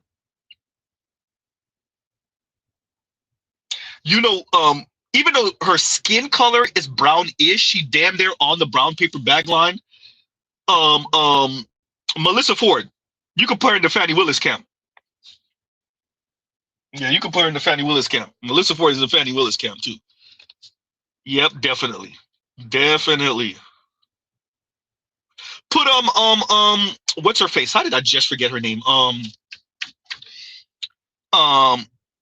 Brittany Renner. Put her in the Melissa Harris Perry and Angela Rye camp. Throw her in there too.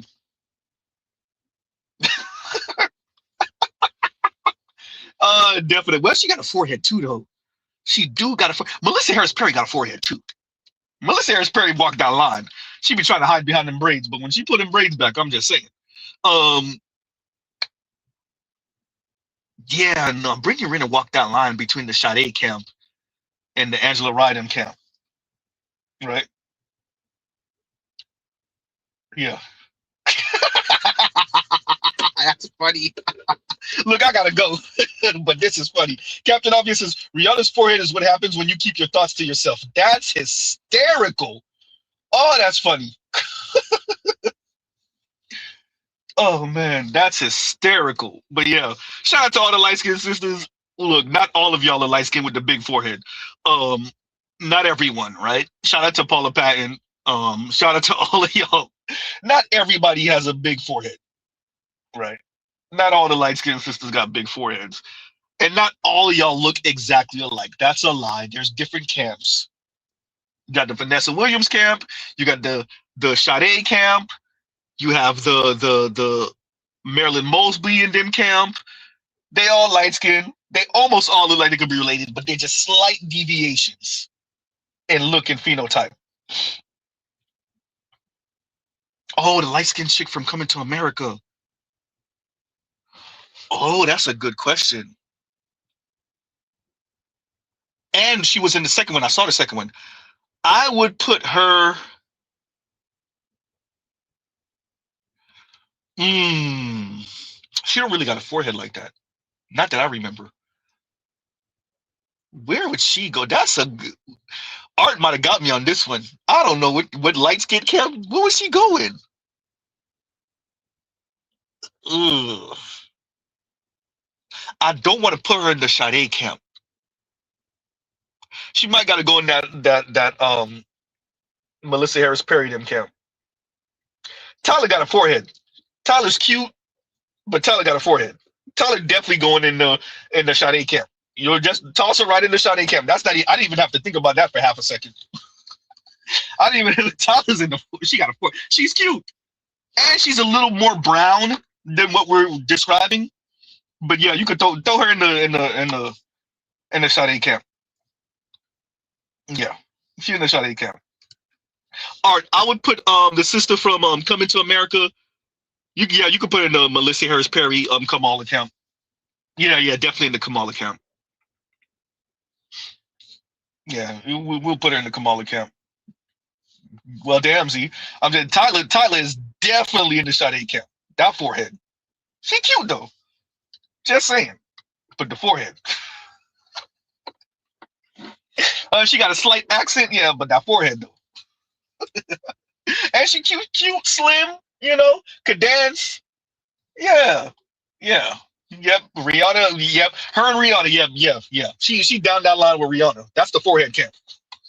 That's definitely the forehead camp. All right, yo, for real though. We gotta pause right here. I might make this a standalone. I'm cutting this out.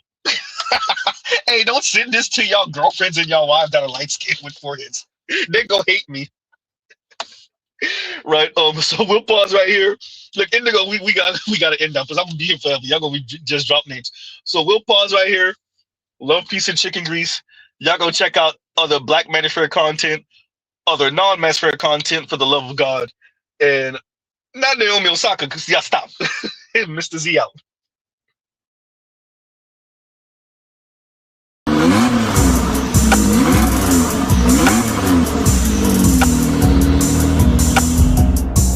You are now listening to Mr. Z Blackneffect.